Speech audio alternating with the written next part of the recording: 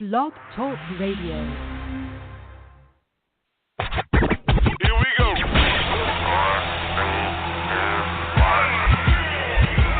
Blast off.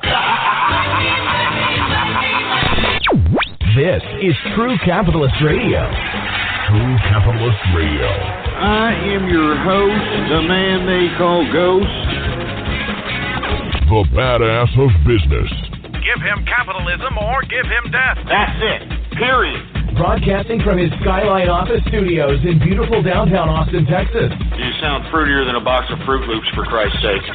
And now, he'll take it from here. Your host, the prognosticator of prognosticators, the man they call Ghost.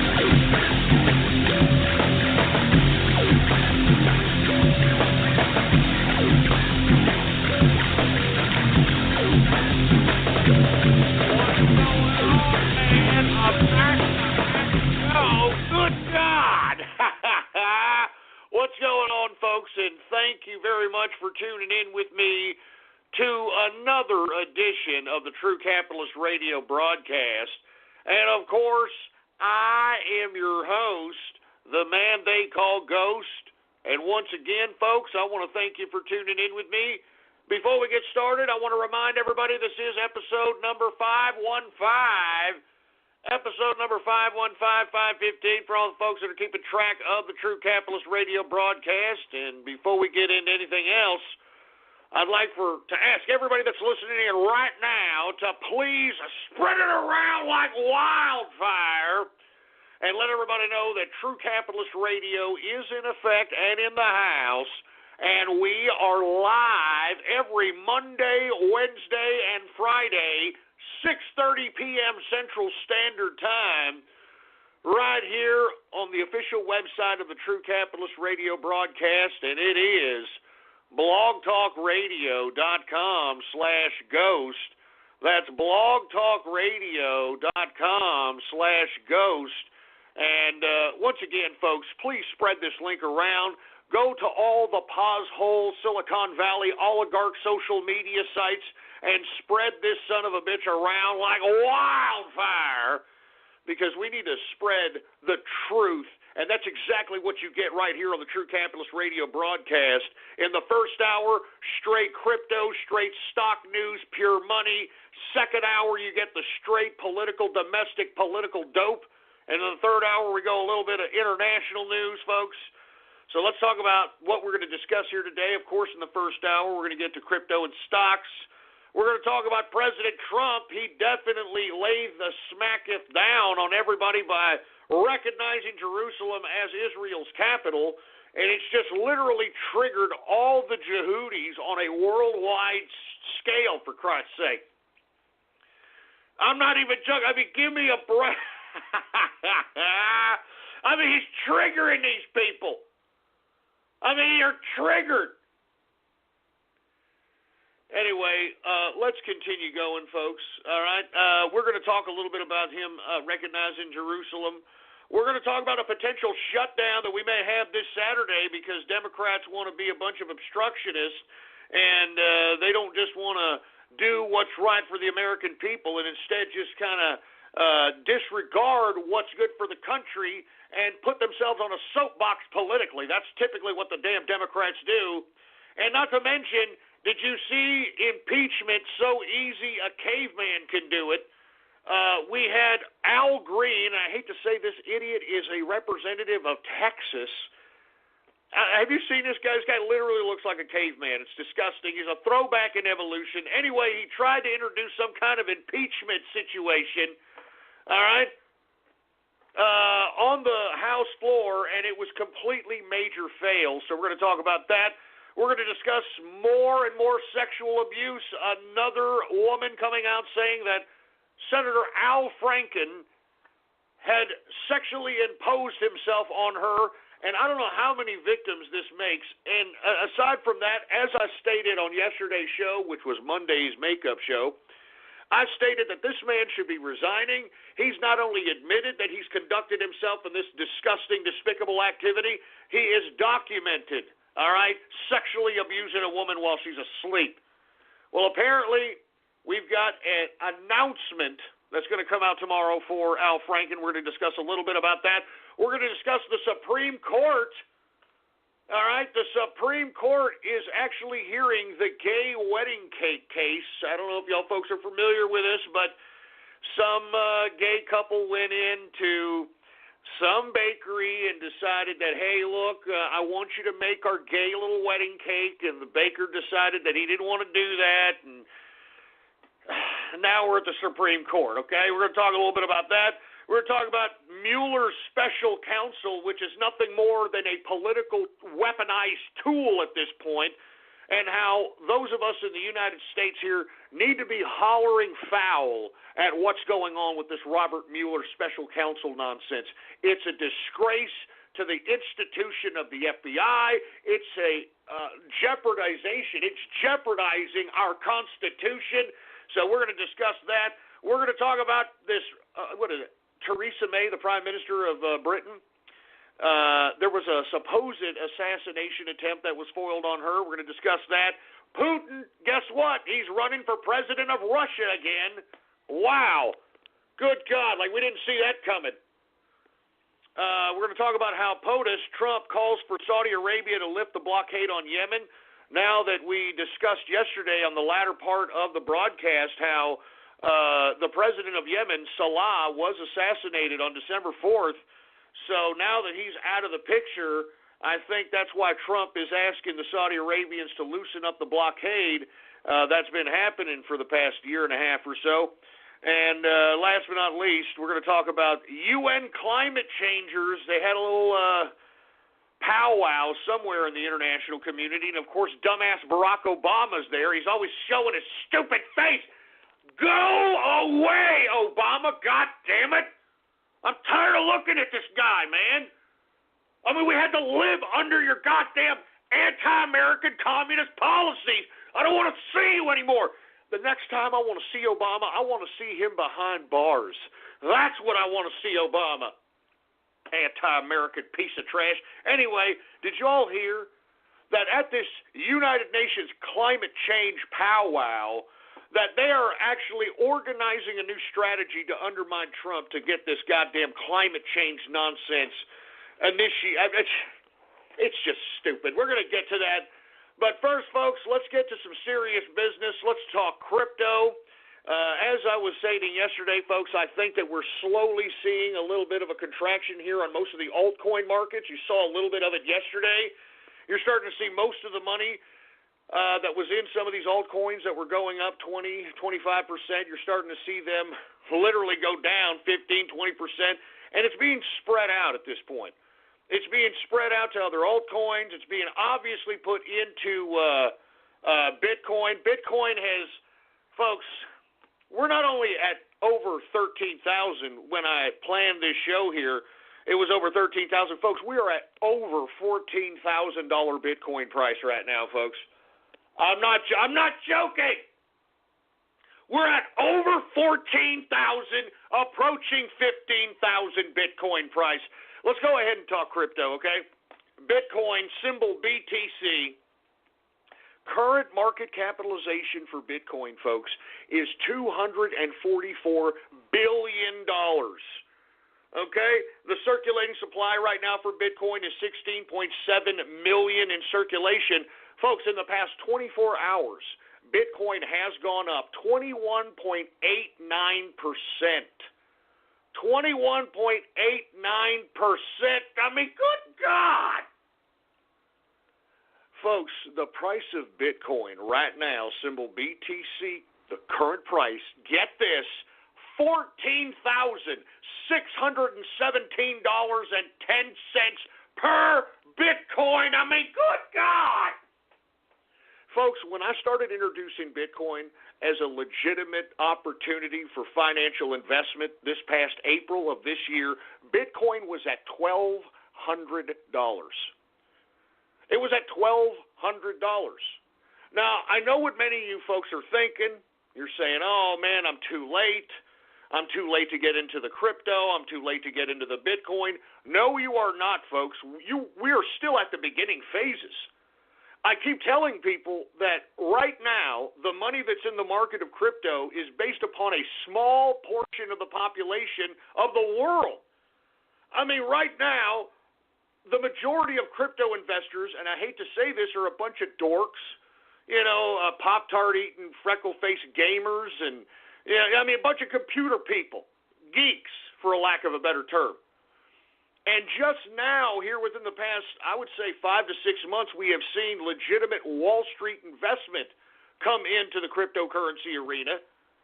And the reason is because they know where the money's at. I mean, there's legitimate money going into this, and that's based upon a small decimal point-based percentage of the population of the world. And as cryptocurrency becomes more and more embraced by the people of the United States, of the world, it's being used as a means of exchanging goods and services. It's already being used, folks. I don't know if you know, but there are a plethora of websites that you can conduct your Christmas shopping with in crypto. I believe Newegg is accepting crypto. I believe,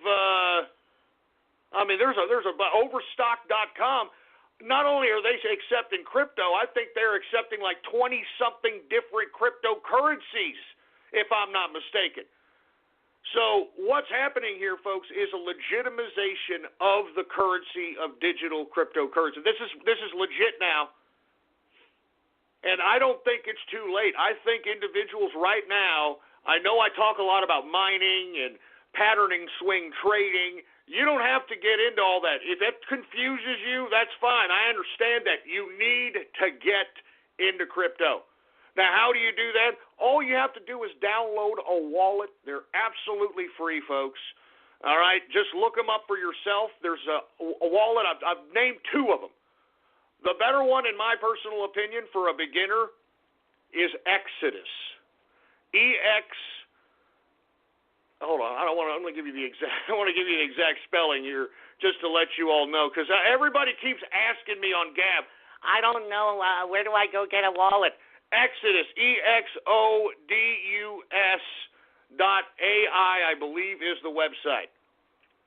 And if not, all you have to do is go right now to Google and spell Exodus and put digital wallet, and it should take you right to the goddamn website. There it is right there. Exodus.io. Download that free wallet. That wallet is not only a Bitcoin wallet, it's also an Ethereum wallet.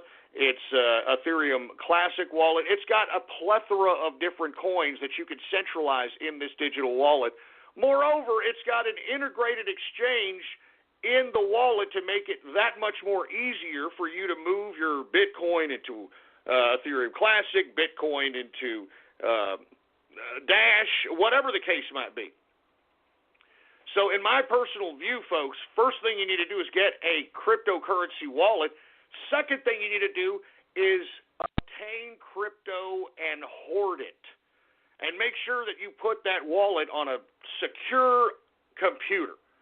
I mean, if you're putting this digital wallet on the computer that you go and search pornographic material with, I strongly advise you to just not do that, because you're probably going to get your goddamn crypto stolen from you, because a lot of people that travel and surf the net and nefarious websites contract a lot of viruses. It's just like a slut bag on the street. You give the skins around a little bit too much, you're going to catch something or two, And you want to keep your cryptocurrency as safe as possible, because if you want my personal view, this cryptocurrency idea gives you, as the consumer, the ability to hold your own money, to be your own bank. For instance, right now, if you want to go and get cash, you got to go to an ATM. And there's ATM fees, and there's transaction fees. Now you've got banks that are actually charging you a monthly fee so they can hold your money.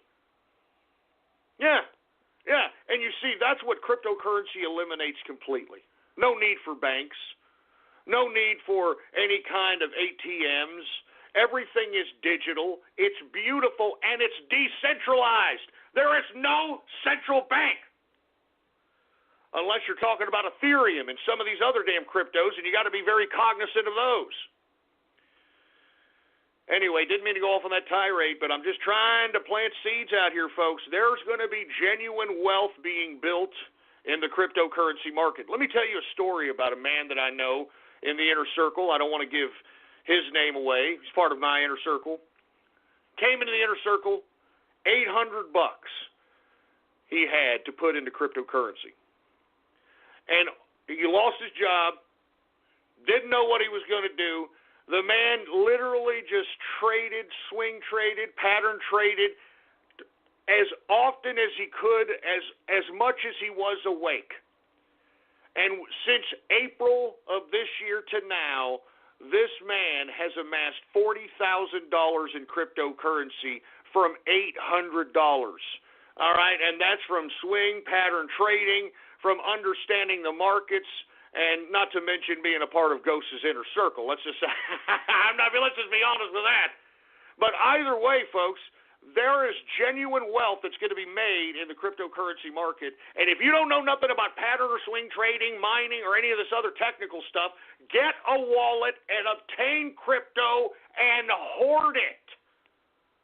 I mean, I just talked about yesterday the first Bitcoin transaction in 2010 was a 10,000 Bitcoin. 10,000 Bitcoins in exchange for 2 pizzas, okay, in 2010. That was the first Bitcoin transaction. Just imagine, which I guarantee you it didn't happen, but just imagine had that pizza place just held on to those 10,000 Bitcoin and held on to them till right now. You do the math, folks. 10,000 times 14,617, and that person is that rich if they would have just hoarded and kept the 10,000 Bitcoin that they had for their 2 pizzas. That's a real story. You can Google it up for yourself to see it. And I'm telling you, folks, long-term investment reigns supreme. I know I talk a lot about pattern trading. I talk a lot about swing trading, and that's because I like it. I like to do it. I like to obtain the liquidity and then move the liquidity right into long-term investment, because that's the end goal, at least for my investment strategy, is to be able to obtain as much liquidity as possible, move that liquidity into long-term investment.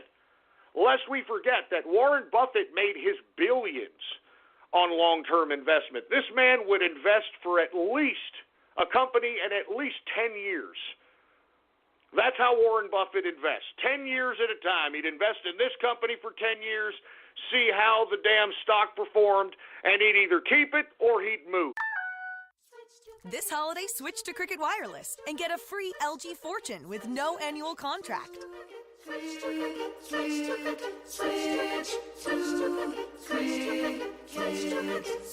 Cricket. A free smartphone is free. Free smartphone, really free. Cricket Wireless, something to smile about. Requires number ported and service activation, minimum $30 per month. First month service charge and in-store activation fee up to $25 due at sale. Tax and restrictions apply. One-time fees may apply. See store for details. And that's how I became a billionaire. It's as simple as that, man. I know it's hard. Believe me. In this day and age, when money literally just, it just burns away, in this day and age of consumption and whatnot, but you have to remain disciplined. And you have to know that just because you have this nest egg of whatever stocks, whatever crypto, and you want to delve into it to liquidate it, to buy that car, to buy that house, I would strongly caution you to just think twice. Think twice, because long-term investment reigns supreme. All right, let's get to some more crypto here. Let's get to Bitcoin Cash. Bitcoin Cash, symbol BCH. Current market capitalization for Bitcoin Cash is $23 billion market capitalization. The current circulating supply for Bitcoin Cash is 16.8 million in circulation. In the past 24 hours, it has gone down, and we're going to see a lot of red because, folks, we're starting to see a contraction, and where's the money going? It's going into Bitcoin, and it's going into some of these altcoins. But in Bitcoin Cash, it's gone down 6.84% decrease in a 24-hour period. The current price for Bitcoin Cash, symbol BCH, $1,396.80 per Bitcoin Cash.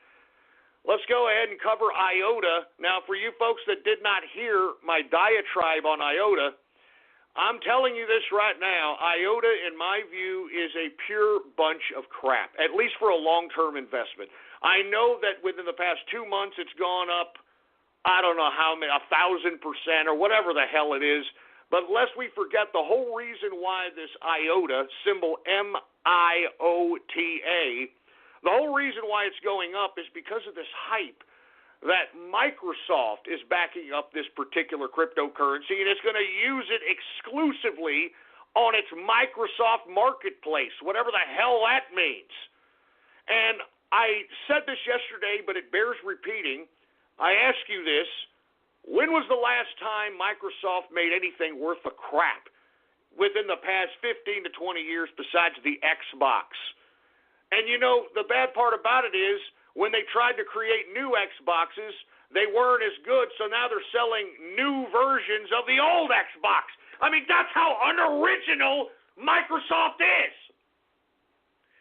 And like I said yesterday, it is my opinion, okay, it is my opinion that since IOTA is being backed up by Microsoft, and since Microsoft still comprises, at least on the board, 3 or 4 of the richest men in the world, and I'm talking about Bill Gates, Paul Allen, Steve Ballmer, I'm talking about these guys. I mean, in my opinion, it would behoove them to buy up this cryptocurrency themselves to create the run on their own IOTA cryptocurrency to make it look as if it's a competitive crypto to the top 10 cryptos in the crypto market at this point in time. And moreover, if you take a look at the damn circulating supply, it's ridiculous. It's just ridiculous. It's ridiculous. Let's get to IOTA, symbol MIOTA. The current market capitalization is $11.5 billion market capitalization. Now, take a look at this freaking IOTA circulating supply. 2 billion. 2 billion. 2 billion with a B. 2 billion. 779,530,283 IOTA in circulation. 2.8 billion. I mean, that's ridiculous, man. 2.8 billion, and this thing's going up to $4 a goddamn crypto. That makes no sense. So that's why, in my opinion, it would behoove these billionaires that are part of Microsoft to just buy up this cryptocurrency themselves, causing an artificial scarcity to run up the price to the current price that we're seeing right now. The current price, $4.16 per IOTA. Now, in my opinion, folks, this is not a good investment for the long term. If you want to catch some of these rises, I don't blame you, but this is not a long-term investment in my view. All right, let's go ahead and get to Dash. Saw some major contraction in Dash. You can tell people are taking their profits in Dash and moving it to Bitcoin. It's more than obvious. Let's take a look at it. Dash, D-A-S-H. The current market capitalization for Dash is $5.3 billion market capitalization. The current circulating supply for Dash is 7.7 million in circulation, a fairly decent low circulation. I mean, you don't want billions in circulation unless it's going to be the equivalent of something like a Ripple. And I don't want to get into the whole economics of Ripple, but the whole reason why it works with Ripple having like 38 billion in circulation and averaging around 20-something cents is because it is the cryptocurrency of flavor for the Japanese. It's the cryptocurrency that they all use because if you take a look at Ripple, it's only 23 cents right now, and that's in U.S. dollars. But if you convert that to the Japanese currency, it kind of correlates with their disproportionate amount of currency that is needed to justify a dollar, a U.S. dollar in their currency. So it just fits. It just fits. That's why, you see Ripple on the top 10 because the Japanese use Ripple specifically for exchanging goods and services.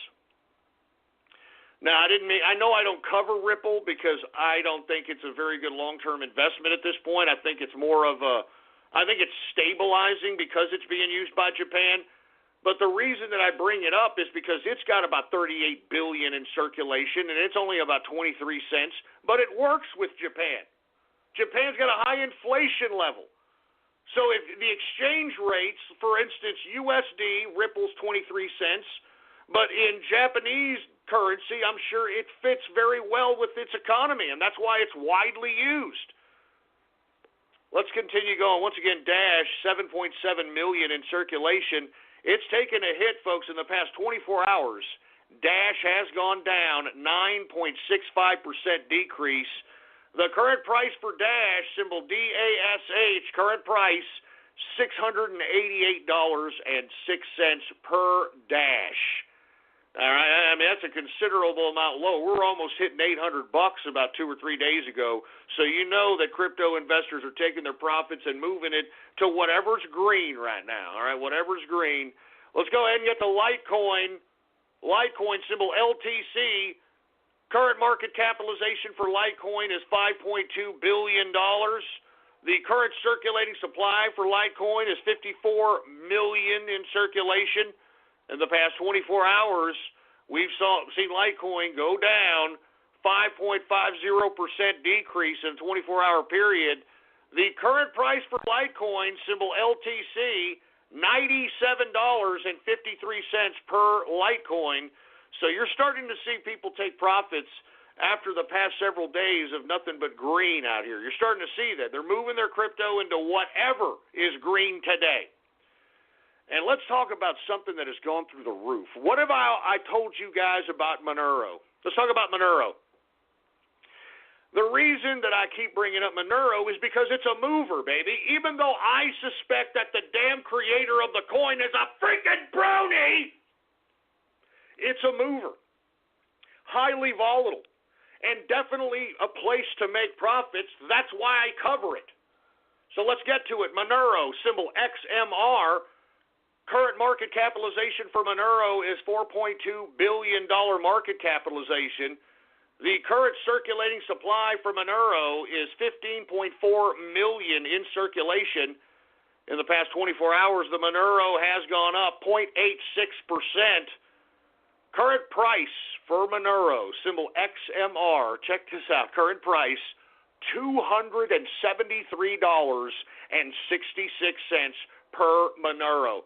I mean, good God, when I came back in episode 501, Monero was like at about $93, $94, $95.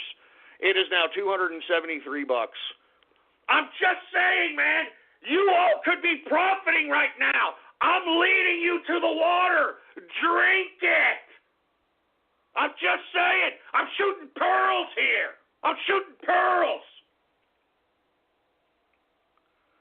I'm just saying, man. Anyway, let's move on. Let's get to EOS. We've been covering EOS as of late because of the unbelievable increases in EOS. It is finally starting to see a negative day. So let's go ahead and talk about it. EOS, current market capitalization is $2.2 billion market cap. Current circulating supply for EOS is 521 million in circulation. In the past 24 hours, it has gone down 1.35% decrease. Current price for EOS, $4.26 per EOS cryptocurrency. I mean, good God, let's continue going, man. We're finally seeing some green after a couple of days of slight negativity in Zcash. So let's go ahead and get to Zcash, symbol ZEC. Current market capitalization for Zcash is $936 million market cap. Now, once again, the reason I like Zcash is because of the low circulation. Current circulation for Zcash, 2.7 million in circulation. In the past 24 hours, Zcash has gone up 2.31% increase. Current price for Zcash, symbol ZEC, current price, $336.88 per Zcash. Now let's go ahead and get to Quantum, folks. Quantum, you can tell people have been selling off on Quantum, taking their profits and moving it to Bitcoin and all these other altcoins. Let's go ahead and get to Quantum, symbol QTUM, symbol QTUM. Current market cap, 871 million market capitalization. The current circulating supply for Quantum is 73 million in circulation. In the past 24 hours, it has gone down 9.45%. I'm telling you, that's the crypto markets, baby. And that's why I even said yesterday that Quantum seems to be a day trading and pattern trading play. What I'm waiting for is once it hits that $18 threshold, I'm waiting for that run that's going to yield at least $20 to $40 instantaneously. Current price for Quantum, symbol QTUM, $11.83. So it definitely took it on the teeth on that one. But that's the crypto markets, baby. It's volatile. People are willing to take their profits and move that somewhere else. Now, folks, I want to talk about another cryptocurrency that yours truly has covered, and I'm talking about Salt. Salt, folks. Now, when I started covering Salt, it was at $2.99, $3 and change. Let's take a look at what Salt is at this point. Symbol SALT. Current market capitalization for Salt is $376 million in circulation. The current circulating supply for Salt is 50.5 million in circulation. In the past 24 hours, folks, Salt has gone up 18.49% increase in a 24-hour period. Folks, current price for Salt, symbol SALT, $7.44 per Salt cryptocurrency. I told you, baby, and I'm holding some of this too, and it is making my damn portfolio look great. It's making it look great, like Tony the Fruity-Ass Tiger would say. All right? Now, let me go ahead, and I want to cover another coin that I introduced to you folks yesterday, and I still think this is a good play, and it's called Funfair. Remember yesterday, folks, Funfair? I was telling you to watch this. I introduced this particular cryptocurrency to my inner circle about 3 weeks ago when it was at about $0.015. So we are generously profiting off this. If you would have listened to me and put a 40 or 50 bucker in Funfair, you would be generously profiting as well today. Let's go ahead and get to Funfair, symbol FUN. Current market capitalization for Funfair is $151 million market capitalization. The current circulating supply for Funfair is 4.2 billion in circulation. Now, look, I know that it's 4.2 billion and it's a wide range circulation, but this Funfair, it could be somewhat similar to what you're seeing in Cardano. What makes Funfair more profitable in the long term as opposed to Cardano is only being traded on Bittrex. All right? So all the run on Cardano is purely off one exchange. Funfair is at least on, I would say, 6 or 7 different exchanges. So you have a lot of different investors entertaining this play, and that's why you're seeing a potential Cardano situation happening for Funfair. Now, let me tell you a little bit about this cryptocurrency. This cryptocurrency is being produced based upon utilizing it as a means of currency for online gaming, based upon smart contract technology, meaning that right now, if you wanted to play some online gaming, you would have to go onto a site that was already pre-programmed and is ran by a third-party operator. With the smart contract technology integrated with the gaming system, there is no casino per se. There is no house. You would basically be playing other people through the blockchain. You'd basically, it's literally, there's no middleman. That's what the whole smart contract technology is all about when it comes to this cryptocurrency game. And that's what the future of Funfair is, and I think that 3 cents, I think this could easily go up to a dime, 50 cents, or 15 cents, 20 cents by 2018. Very good play. once again, take a look at it. In the past 24 hours, Funfair, from yesterday to today, folks, it's gone up 20.76% increase from yesterday when I suggested it to today. Current price for Funfair, symbol FUN, current price, 3.5 cents. 3.5 cents. It was 2 cents yesterday, folks. It was 2 cents yesterday. I was trying to let everybody in on it, get everybody the 411. I hope that you entertained it, folks. Let me go and get one more crypto, and then we're going to move on to 42, and then we're going to move on to the stocks. I want to talk about ZeroX. ZeroX, are y'all familiar with ZeroX here? Well, ZeroX is something that you might want to take a look at. I've got a small piece of it. I like the way it is. I got a piece of this last week. It's a very, very inexpensive cryptocurrency, and it's been generous since I've gotten it, so I'm letting everybody know about it right now. The symbol on this one is ZRX, symbol ZRX. The current market capitalization for ZeroX is $122 million market capitalization. The current circulating supply is already pre-mined. There are 500 million in circulation of ZeroX, symbol ZRC. In the past 24 hours, ZeroX has gone up 10.58% increase in a 24-hour period. The current price for symbol ZRX, 24.5 cents, folks, all right? Now, the only reason I'm giving you all these real cheap, inexpensive cryptos, because these have the potential to be $50, $100, $1, $1.50. And wouldn't you like to be at least holding a good 300, 500, 1,000 of these if these damn things happen to go up 50 cents, 75 cents? Of course you would. So I'm just planting seeds out here, trying to let everybody know that where the crypto profits are at. That's all I'm trying to do. I'm trying to create capitalists out here. I'm trying to create capitalists. That's why I conduct this broadcast. I'm trying to create capitalists. Now, last but not least, folks, let me go ahead and get to my official coin and the Inner Circles coin. We are the spokespeople for this coin, and I'm talking about 42 coin, symbol 42.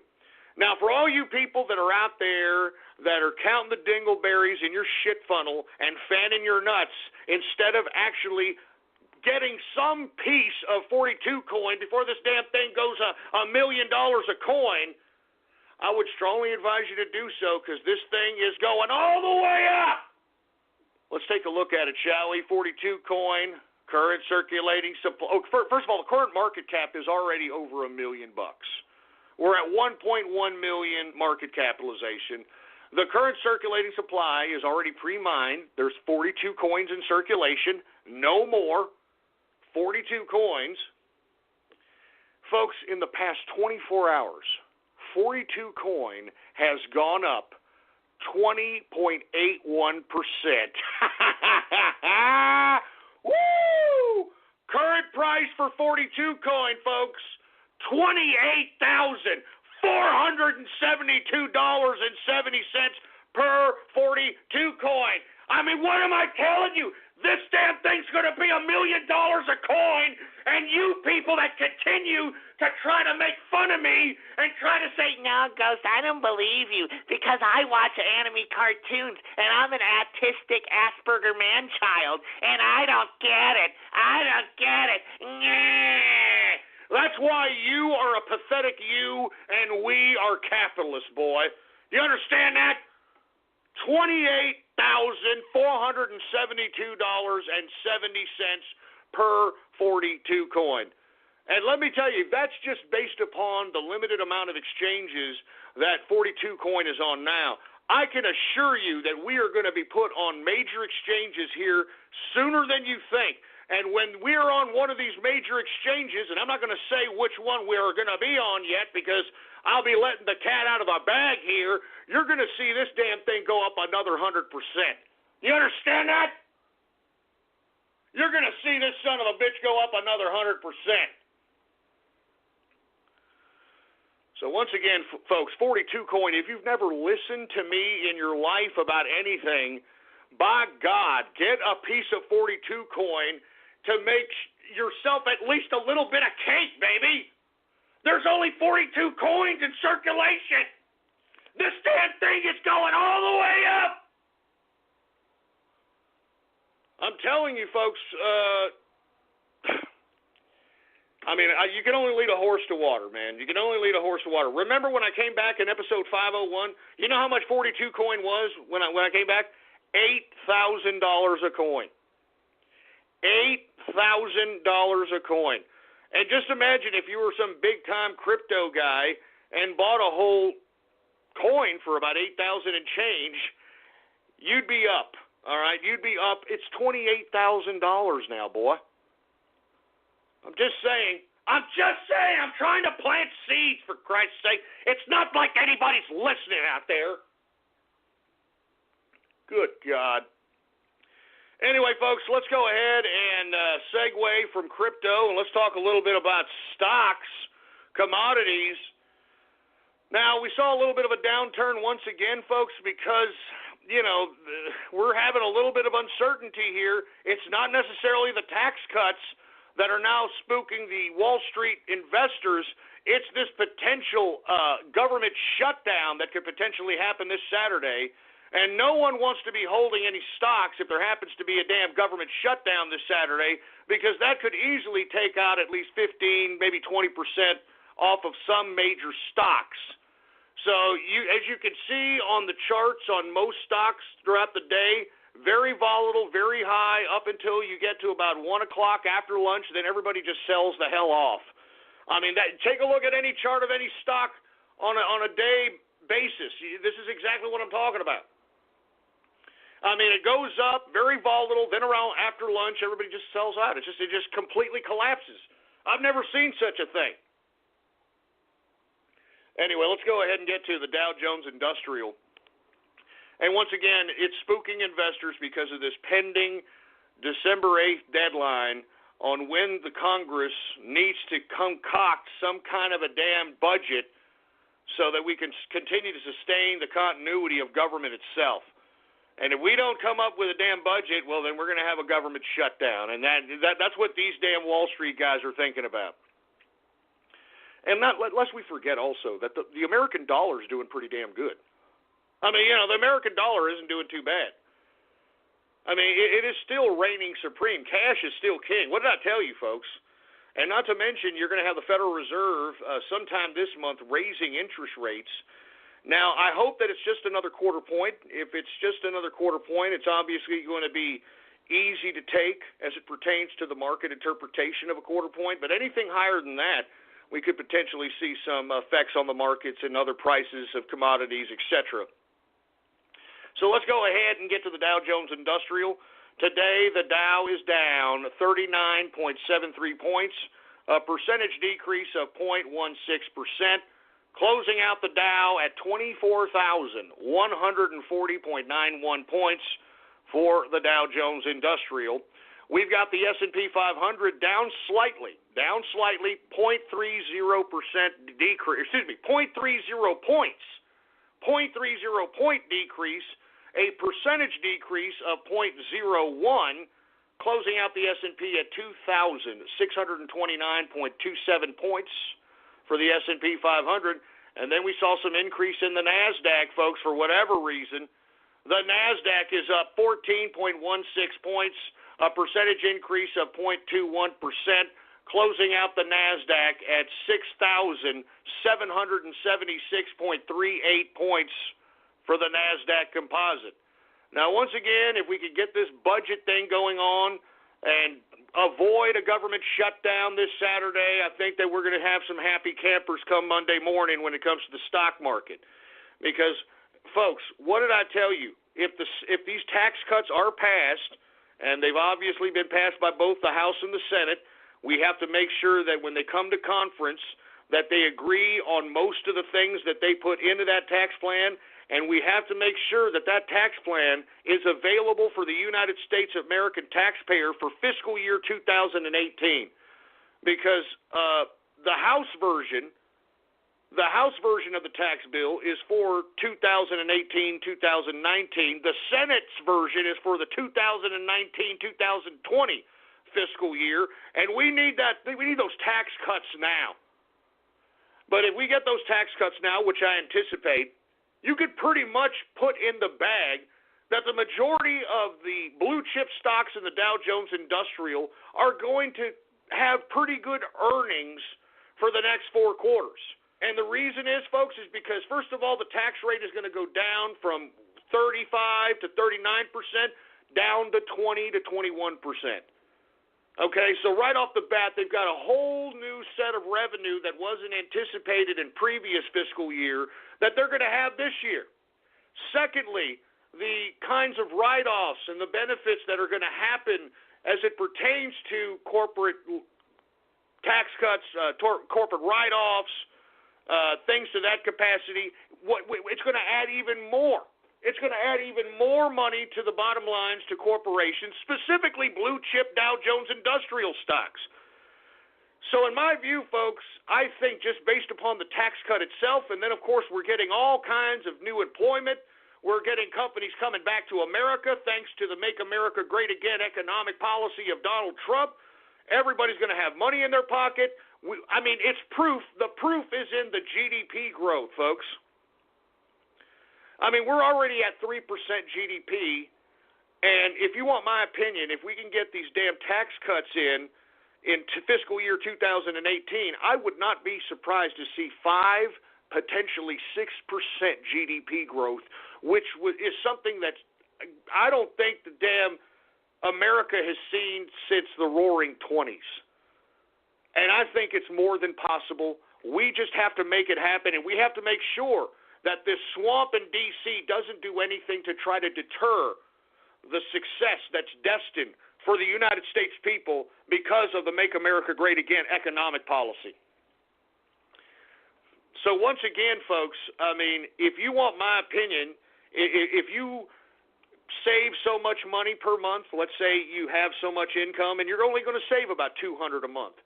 Instead of traditionally putting that in a savings account, what you should do is open up a brokerage account, and when you open up that brokerage account, deposit that $200 in that brokerage account every month and value invest. I talk about value investing strategy. This is something everybody should do, even if you don't even understand the stock market. And what I'm strongly advising people to do is take almost any stock in the Dow Jones Industrial, because the Dow Jones Industrial is only a little over 30 companies. And the reason that they're in that index is because they're the biggest companies in the United States.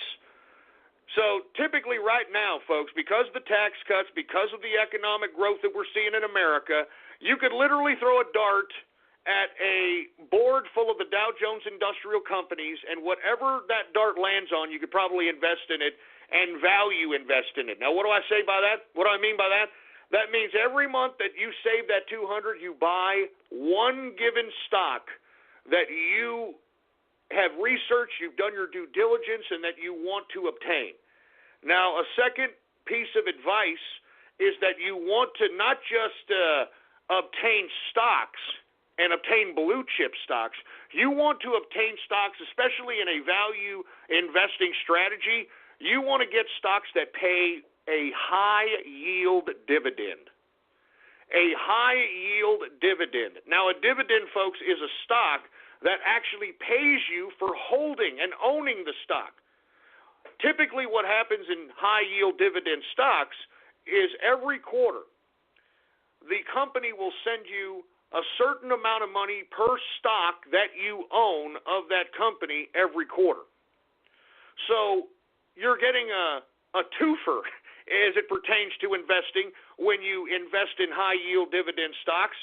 If you get a high-yield dividend stock and the stock goes up, well, the net worth of the value of the stock goes up, and moreover, you get paid every quarter for every stock you own of that company.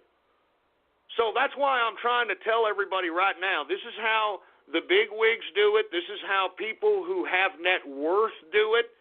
And lest we forget, folks, that let's say you invest $200 in whatever stock, and it's a great stock, and after about 3 or 4 years, you've amassed a pretty good portion of blue chip stock in whatever you were investing in.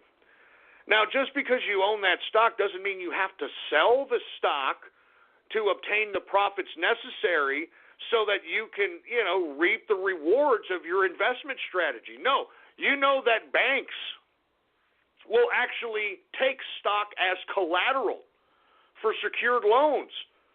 So, for instance, if you want a loan for a house, you want a loan for a new business, you want a loan for something that is going to acquire more assets, you can go to the bank and say, hey, bank, I want some money, and take a look at this. I've amassed this humongous portfolio, this huge blue chip stock. How much money are you willing to lend me for all this blue chip stock I got? I mean, this is how you have to work out your life, folks. This is how capitalists think. And look, just because you take a loan out for a big amount doesn't mean you should go out and spend it on a trip to Hawaii. You have to continuously have your money working for you. I'm telling you this. I'm just trying to plant seeds here. Anyway, let's get to commodities before I get too long-winded, folks. But once again, this is how you have to think. This holiday, switch to Cricket Wireless and get a free LG Fortune with no annual contract. Switch to Cricket, switch to Cricket, switch to Cricket. Switch to Cricket, to Cricket, get a free smartphone, it's free. Free smartphone, really free. Cricket Wireless, something to smile about. Requires number ported and service activation, minimum $30 per month. First month service charge and in-store activation fee up to $25 due at sale. Tax and restrictions apply. One-time fees may apply. See store for details. Because no one is going to give you anything. That's the problem. That's the difference between us capitalists and everybody who wants to be a communist and a socialist. People that are communists and socialists think that there's going to be some fairy godmother, some communist fairy godmother that comes out of the sky and waves a fruity little wand, and this person's going to get everything that they've ever wanted. That's not how life works. You see, the difference between capitalists and everybody else is that everybody else hopes and believes and wishes things happen to them. They think that things are going to happen to them. While capitalists, us, we go out and we make things happen. That's the difference. Do you understand? That's the difference. Capitalists don't piss and moan about, I don't have enough. That's not fair. And somebody needs to pay, and we need socialist bullcrap. Capitalists go out and we make things happen. We make things happen. I mean, do you know? Look, I don't want to go too esoteric and too. I don't want to be too occult here. Okay, because I don't like covering this because it turns a lot of people off, and people are like, oh my God, I don't want to hear about the occult. I don't want to hear about any of this stuff. But let's be honest. What is capitalism? Capitalism is magic. Because what is money, in essence? Money is paper. And now money is digital algorithms. It's blockchains now with cryptocurrency. Money isn't won or lost. It's simply transferred. It's magic. Now, how does a capitalist manifest what they want to do in life into reality? Why do you think, let's just take a step back, for instance. Let's say you are a capitalist and you want something to happen in your life. How are you going to manifest it into this reality? Well, you have to design it, right?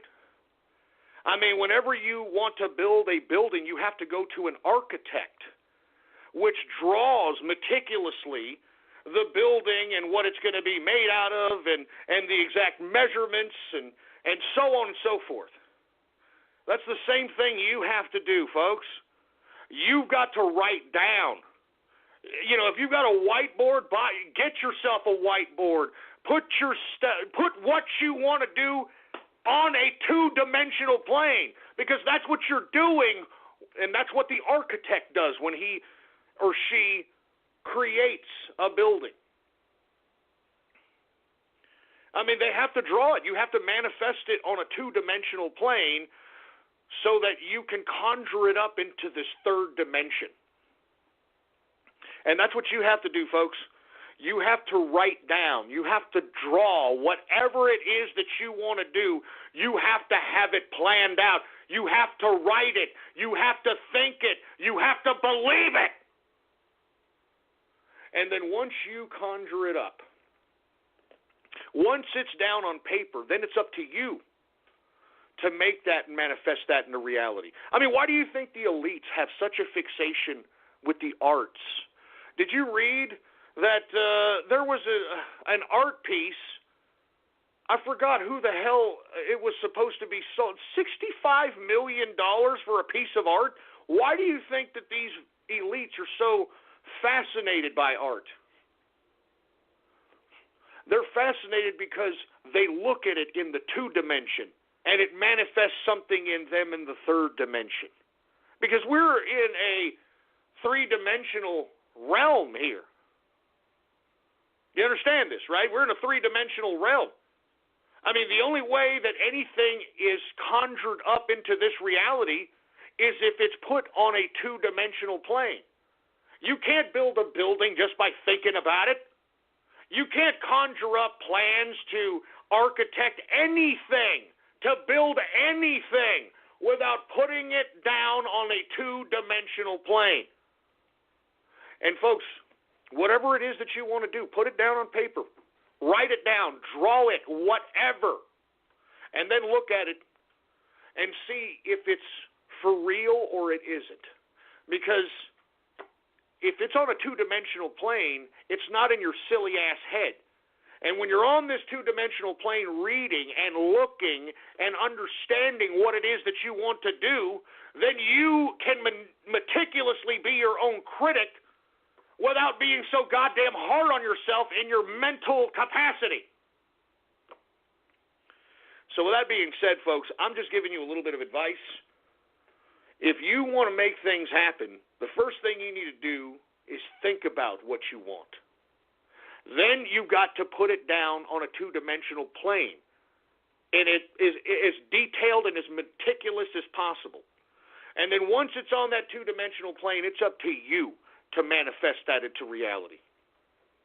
Because you are the architect. You and your life are what you are building. And if you're just going to sit there and hope somebody builds your temple for you, well, you've got another thing coming, son. You've got another thing coming. Anyway, folks, I'm sorry I didn't mean to go off on that esoteric stuff, but I'm just trying to plant seeds out here. We got a lot of people living in freaking cartoon world. We got a lot of people that are, think that, they should be treated with kid gloves because they have a label like autism or Asperger's. And to be honest with you, they need to be slapped into reality as far as I'm concerned. All right? There's no reason why anyone can't do what they want to do. The only reason people can't do what they want to do is because of themselves, and it's because they themselves are disciplined. They're not ambitious. They're not someone who understands that no one's going to give you anything. You've got to go out and make things happen. Instead, they'd rather live in an avatar-based game system. Haven't you noticed that? I want to play my video games. Oh, my God, I'm going to play my video games and live in this stupid, pathetic, freaking avatar-based world, for Christ's sake. It's ridiculous, man. It's ridiculous. Anyway, folks, I know I'm supposed to go through the markets. I went off on a tirade there. Let's get to energy. WTI sweet crude, folks, is up 18 cents today, a percentage increase of 0.32%. Closing out WTI at $56.54 per WTI sweet crude barrel. We've got Brent crude also up today, 21 cents. a percentage increase of 0.34%, closing out Brent crude at $61.41 per barrel of Brent crude oil. We've got gasoline up, folks, 0.40%. We've got natural gas down today, 0.51%. And heating oil, what did I tell you? This is a play. Heating oil is a play every winter, folks, for an extra couple of bucks. I mean, try to invest in heating oil next year in an ETF play or some kind of capacity. I'm telling you, it always gets cold, man. And people up north, people in the Midwest, they use heating oil to heat up their homes. All right, it's an every year play. I'm telling you, watch it. I'm telling you. Heating oil is up 0.40%. Let's go ahead and get to the metals, shall we? The metals. Let's get to the goddamn metals. Gold is down 60 cents, a percentage decrease of 0.05%, closing out gold at $1,265.50 per troy ounce of gold.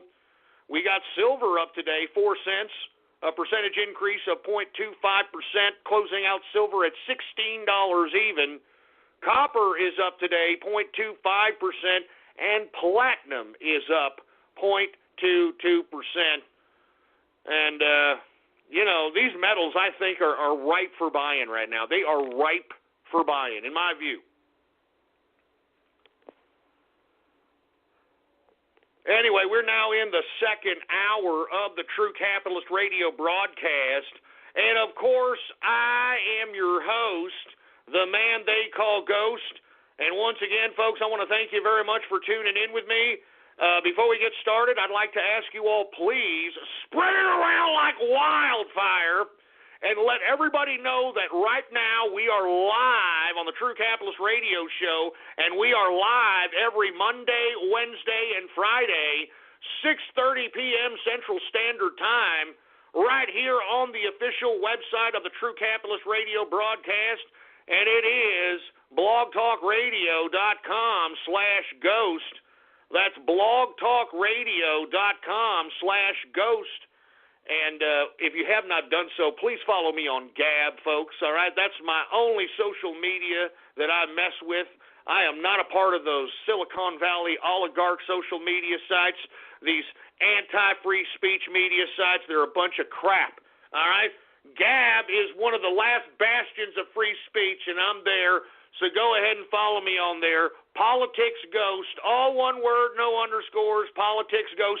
And I am verified on Gab, boy. I am verified on Gab.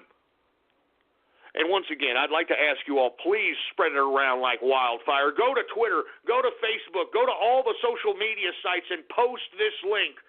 All right? I mean, the whole reason why this broadcast is literally listened to by hundreds of thousands of people throughout the world is because of you and the organic spread of these links. So please, if you could be so kind, spread these links around like wildfire, all right? Spread these links around like wildfire. Anyway, let me go ahead and go over agriculture, and then we're going to go ahead and get to Gab shout-outs. Let's get to grains here. Corn down 0.28%.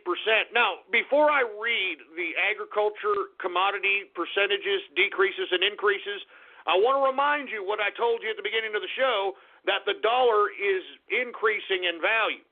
And when you see a dollar increase, you would traditionally see a decrease in commodities. And if you take a look at the commodities, that's exactly what is happening right here now. Let's go ahead and get to grains. Corn is down 0.28%. Wheat is down 0.35%. Oats is down 0.30%. Rough rice is down 1.18%.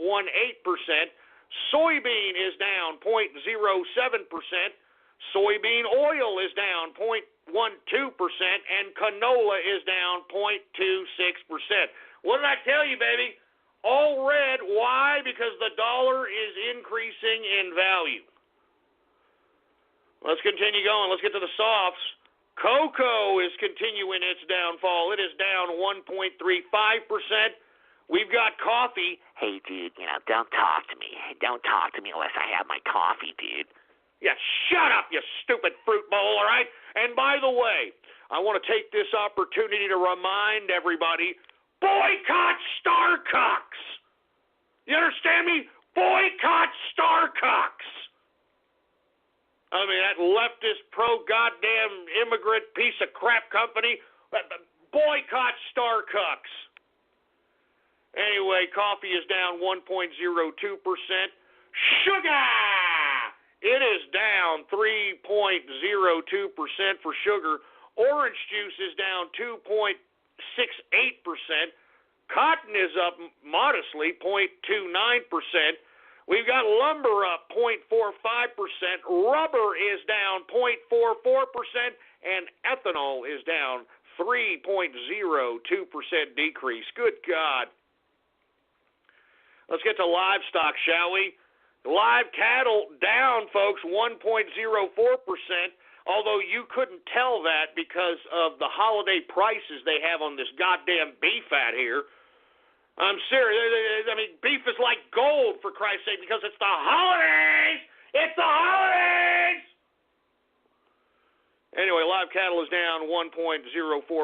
We've got cattle feeder down 1.22%. And the lean hog, baby, is down 2.20% on the day. And that, my friends, is the markets for your ass, all right? Anyway, folks, we're going to go ahead and get to Gab shout-outs. And for you folks that are unaware, all you have to do is repost the first post on my Gab account, and it's the post that states, True Capitalist Radio now live, listen in. The post again is True Capitalist Radio now live, listen in. No, not repost it, like the post. If you like the post, I will give you a Gab shout-out. If you like the post, all right? Hey, engineer, do we got any goddamn Gab shout-outs to be had out here?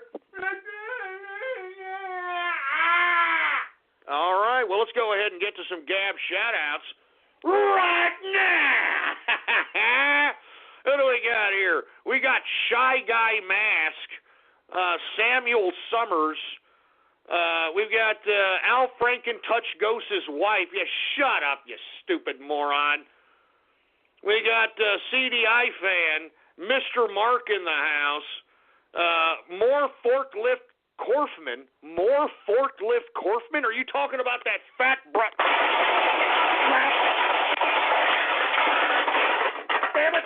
Why don't you leave Roy Moore alone, you sorry sack of crap? I bet you are paid by the DNC to say that crap on my goddamn show.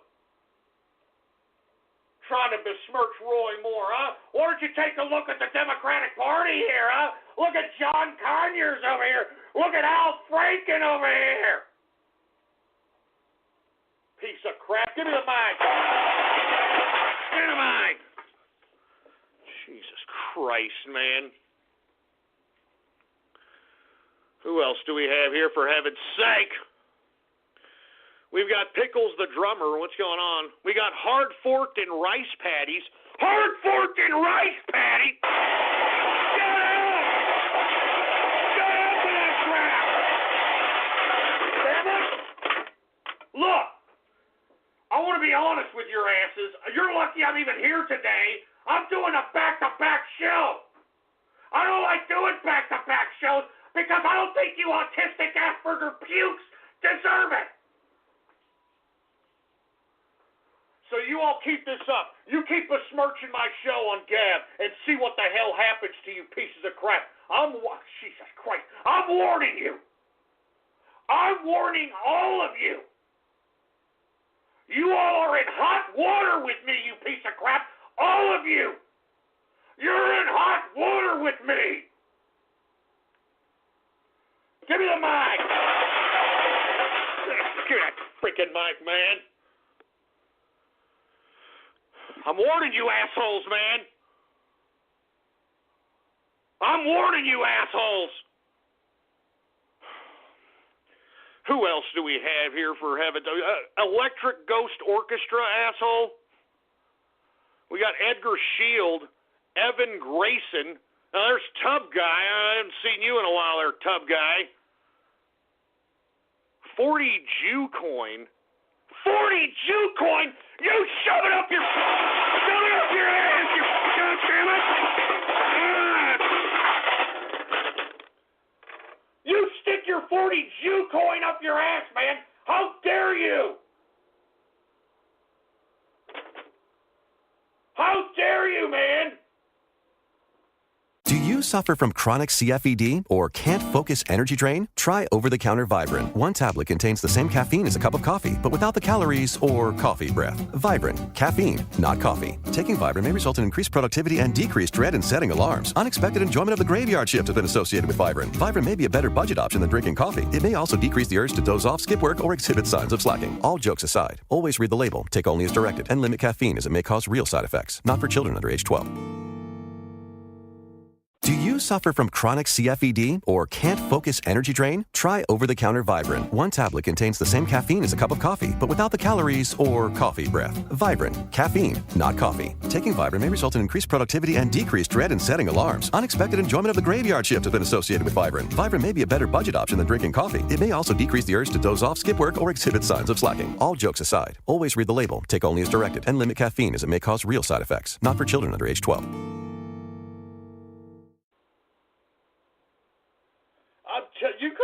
You assholes want me to end the broadcast early, don't you? Huh? You want me to end the damn broadcast early, don't you, you piece of crap? Give me the mic. God damn it. Yeah, you keep this up, man. Yeah, you keep this up.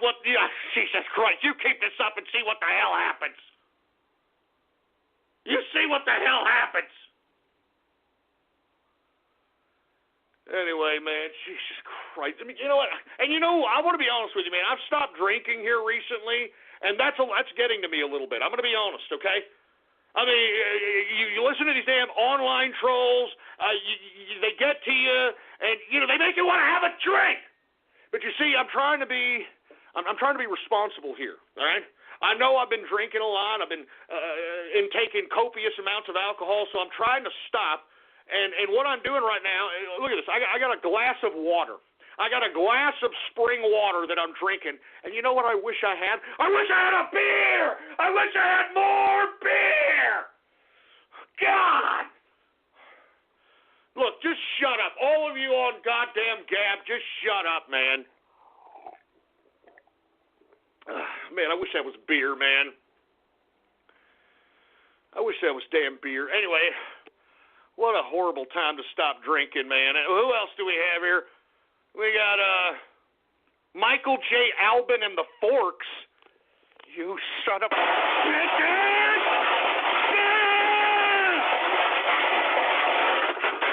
Shut up, you stupid, dumb troll terrorist piece of crap! I know what you mean by that! I know what you mean by that! I'm gonna end this broadcast, man. I'm not even joking around. I'm gonna end this broadcast. I'm not even joking around. Jesus Christ, man. I don't know how much longer I can take this crap. Give me the freaking mic. Give me the goddamn mic, man. Jesus Christ, man. And look, stop. Look at my Gab. Look at my Gab right now. They're sending me pictures of alcohol. They're sending me pictures of alcohol. Screw you, you sons of bitches.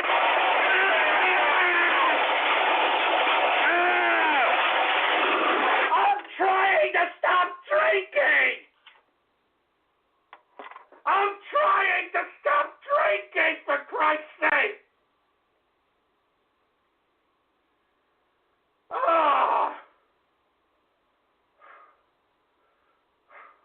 Look at my Gab! They're gabbing me pictures of booze, for Christ's sake! Stop it! Just stop! I don't want to take a drink! I don't want to take a drink! I don't want to take a drink!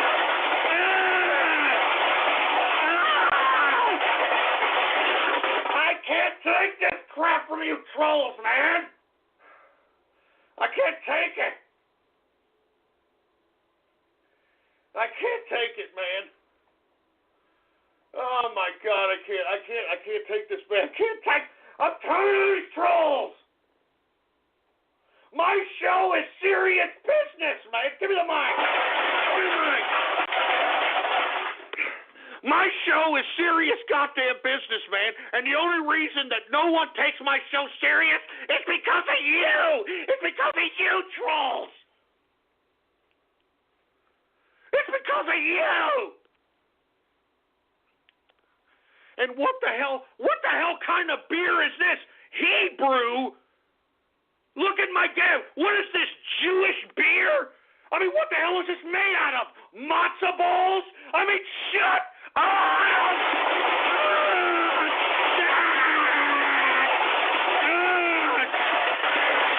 I want to quit this show, and I want to quit it right now!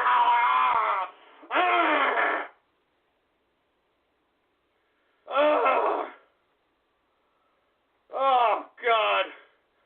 I'm just so tired. I can't take this anymore, man. I can't. You know what? Give me the mic. I've had enough. You know what? No more Gab shout-outs. And I'm not paying attention to Gab because you ungrateful pricks keep gabbing me alcohol, and I'm trying to stop drinking. Do you assholes know that ever since I changed this show from true conservative radio to true capitalist radio, I've been drinking every day since then? I've been drinking every day for almost 10 years straight, okay? And I know that I've probably done some permanent damage to my body, and I know that I need to stop, at least stop for a little bit. I need to stop, I know. But I mean, I can't believe that just no one's appreciative. I mean, no one understands, man. This is hard for me. This is hard.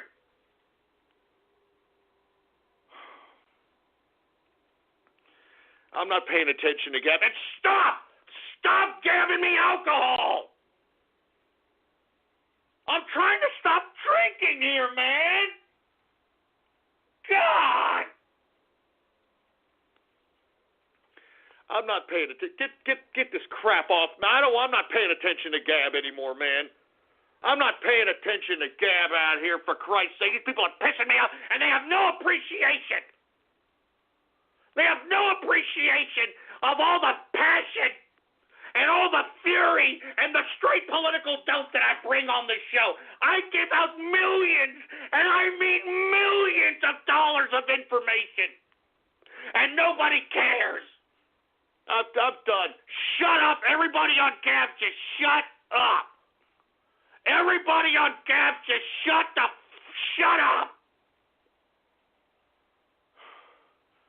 I'm not paying attention to Gab anymore, man. Oh, man, I'm sorry, folks. I try to make the goddamn show a little interactive, man, and this is what I get all the time. I just need to calm down, man. I'm sorry, folks. I know there's a lot of people that listen to this broadcast for the straight political dope, for the commentary. And I'm just trying, I'm trying to do my thing, man. I'm shooting pearls to people. It just nobody gives a crap. It just no one cares. No one gives two rats' asses, man. Anyway, look, I'm gonna move on. All right, I'm not. Shut up! Stop gabbing me, goddamn alcohol, man. That's messed up. All of you people that are gabbing me alcoholic beverages, you people are going to burn in hell.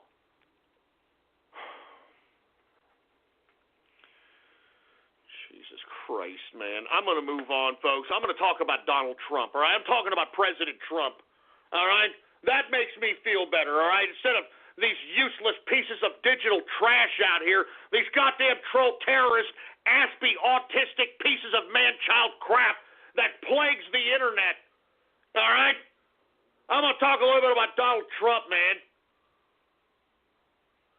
Now, the reason I want to talk about Donald Trump is because what everybody's talking about here today, all right?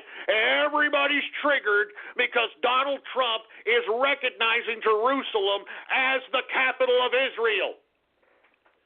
Now, what I like about Trump doing this is that Trump did something without actually having to do anything. I mean, he's literally trolling the Islamic terrorist world. He's literally trolling the Euro-cucks that want to do, integrate themselves with the Islamic world. He's literally trolling everybody. Because let me explain something to you, and especially to some of you triggered white supremacists and white nationalists that are out here saying, God damn it, Trump, you're a Zionist. Take a step back for a second, all right? Take a step back for a second and just hear me out. What Trump did here by just publicly announcing that Jerusalem is the capital of Israel is basically saying in a public amplified setting what had already been passed into law back in 1995 and reinforced by the Senate about a year and a half ago. The Congress has already recognized Jerusalem as the capital of Israel. The Congress has already voted on this in 1995. The Senate reinforced it about a year and a half ago. So all Donald Trump is doing is saying what is already on the books, but amplifying it in a very public setting. Now, that's one thing, because to be honest, folks, it's already recognized by the Congress. No one has actually come out and say it. And now you got all these triggered assholes. I can't believe it. Why are you doing this? Oh, my God. You're triggering me. The Jews and the Zionists. Richard Spencer, where are you? We need Richard Spencer here. We need fruity-ass Richard Spencer here. I mean, he didn't do anything. He didn't sign any executive orders. He didn't put anything down on paper. All right, he basically said what Congress said back in 1995 and reinforced by the Senate about a year and a half ago. He just amplified that on television. That's all he did. Now, secondly, in this announcement of recognizing Jerusalem as Israel's capital, which was already recognized by Congress in 1995 and reinforced by the Senate about a year and a half ago, he said that he plans on moving the United States Embassy from Tel Aviv to Jerusalem. Now, folks, I know this triggers everybody. I know that the Islamic world is all uppity, and you've got these Yehudis all over the Middle East talking about days of rage and talking about all this crap. I mean, everybody's all pissed off in the Arab world. But let's be honest, he didn't do anything. I mean, Donald Trump just said something. He did nothing. He did nothing. Do you understand that we have a U.S. consulate in Jerusalem right now? And if Donald Trump was really serious about all this that he just announced today, don't you think that he could have easily just taken off the U.S. consulate sign off of the U.S. consulate in Jerusalem and just put a U.S. embassy sign? I mean, don't you think he would have been – that would have been the easiest thing to do. I mean, if he was truly serious about bringing in the U.S. embassy into Jerusalem, he would have easily done that today and literally pissed off the Middle Eastern community. And, I mean, we would be seeing suicide bombings today had Trump did that. He didn't do it. He didn't do it. As a matter of fact, you know what Trump did? As a matter of fact, it was blue tie Trump. Just letting y'all know. Just saying. You know what Trump said? He says, we're going to plan on moving the embassy from Tel Aviv to Jerusalem. And you know, that planning process could take potentially after 2020. And we all know that anything on a government or bureaucratic level that's planned in a long-term capacity like that typically kind of gets kicked the can down the road and typically never happens. I mean, take a look at Brexit. Take a look at Brexit for an example. So, I mean, let's be honest here, folks. All Donald Trump did was troll the world. I mean, he trolled the world, and I think that this is brilliant. I mean, all he did was reinforce what Congress said back in 1995 and was reinforced by the Senate a year and a half ago, and he just amplified what the Congress has passed. And he said that, yeah, we're going to move the embassy from Tel Aviv to Jerusalem, and that's all a bunch of bullshit. Excuse my French.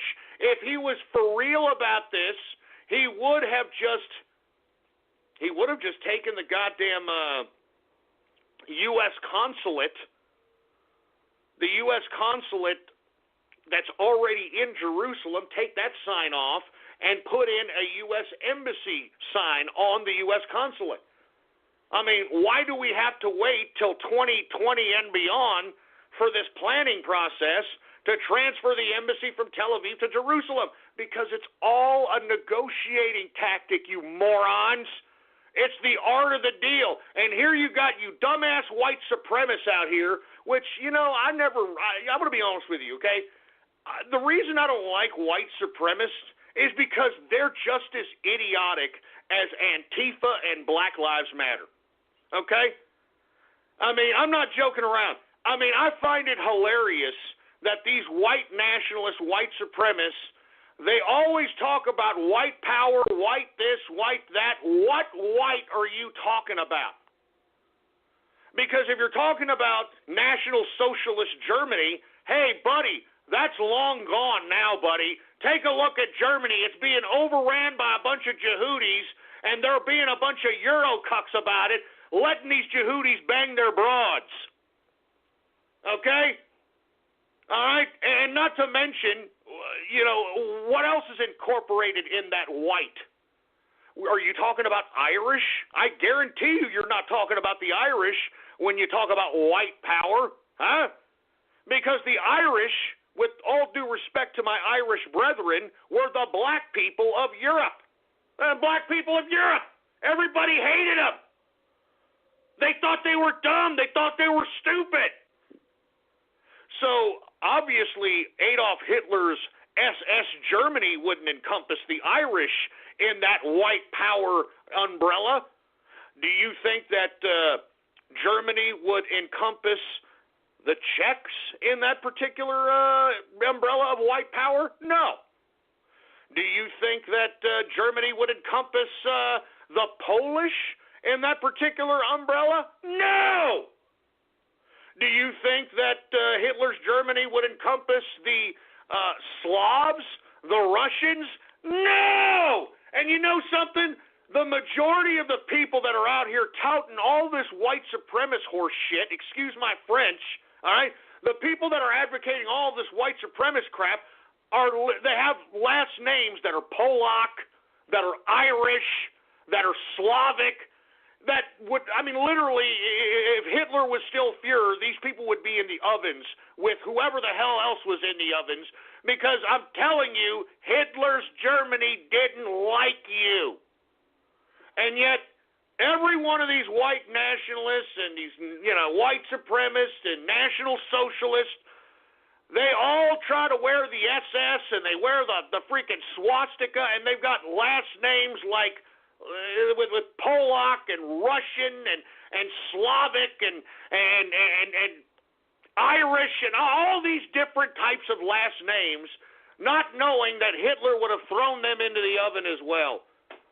So the reason I gave that diatribe about white supremacists is because I saw all these stupid idiot white supremacists out here talking about how all of a sudden President Trump is a Zionist and that he's doing the deeds for Israel and that, you know, I mean, all this garbage when Donald Trump didn't do crap. Donald Trump didn't do anything. He just said something. That's all he did today. He didn't do any actions. I mean, he just said, "Hey, I'm recognizing Jerusalem as the capital of Israel." Okay, that's hey, and Congress voted on this in 1995. It's just no president had the balls to say it. And then when he, in that same statement, on the same statement, he's talking about moving the embassy, the United States Embassy, from Tel Aviv to Jerusalem. Folks, if he was really serious about that, all he would have to do, and I'm going to say it again, is take down the sign at the U.S. consulate in Jerusalem, take down that sign, and put up U.S. Embassy in that same building. I mean, do you understand what I'm saying, you stupid white supremacists that are out here getting your goddamn panties in a bunch? Do you understand what I'm telling you? This is a negotiating chip in an attempt to try to at least somewhat dissolve the situation that has been going on in the Middle East for the past 30, 40 years. I mean, do you understand? Stupid idiot white supremacist, man. You're just as stupid as goddamn Antifa and Black Lives Matter. You're ridiculous. And you know what? What's funny about it is that I don't even know why you white supremacists are even on the right side of the political spectrum. Most of you assholes are socialists. I mean, you want what Antifa wants. You want what Black Lives Matter wants. I mean, I don't even know why you're on our side, you white supremacist, white nationalist. You want to be socialist. What's the difference between you and Antifa? Nothing. You just wear different uniforms and you cut your hair a different way. That's it. You all want socialism. So that's why I'm saying, folks, that's what I'm saying. For all you people that are calling President Trump a Zionist, you people are idiots. You don't know foreign policy, and that's why you're shining shoes or whatever the hell you're doing for a living and not conducting yourself in any kind of foreign policy or political capacity. Once again, I want to remind you stupid, dumbass white supremacists that are out here bashing my president that President Trump didn't do anything. He just said something that the Congress voted on to recognize Jerusalem as the capital of Israel, and he said that he's going to make plans to take the embassy that's in Tel Aviv and put it in Jerusalem, and that could take till after 2020. If he was really serious about this, we have a U.S. consulate in Jerusalem that he could easily change the sign today. He could have told them, hey, take down the U.S. consulate sign. All right, take down the U.S. consulate sign and put in U.S. Embassy. We're now officially having a U.S. Embassy in Israel. And you know what? He didn't do it. Why? Because it was all talk. It was blue-type Trump. Wake up, man. You people are idiots. Anyway, look, I hope that you all understand what I'm saying when it comes to President Trump and this Jerusalem situation, all right? He didn't do anything. It's all talk, morons. I mean, you understand what he did by doing this? He trolled the world by pissing off all his enemies, and he made every Jew in Israel heel kick for nothing. I mean, because Donald Trump didn't do anything. He just said something. That's it.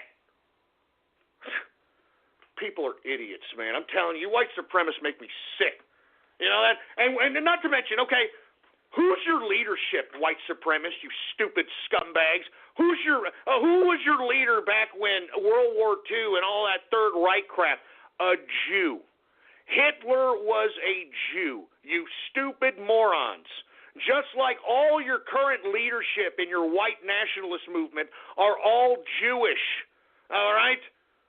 So, with all due respect, aside from you white supremacists and neo-Nazis and white nationalists all wanting to be socialists just like Antifa, now you can't be led by anybody that isn't Jewish. I'm just saying. And people are saying, Hitler wasn't Jewish, you subversive shill. Are you kidding me? Do you even know Hitler's history? Do you know when he took power, you know that he turned his childhood town into a goddamn grenade launching dump? And why would he do that? Because he wanted to eliminate any remnants of him being Jewish.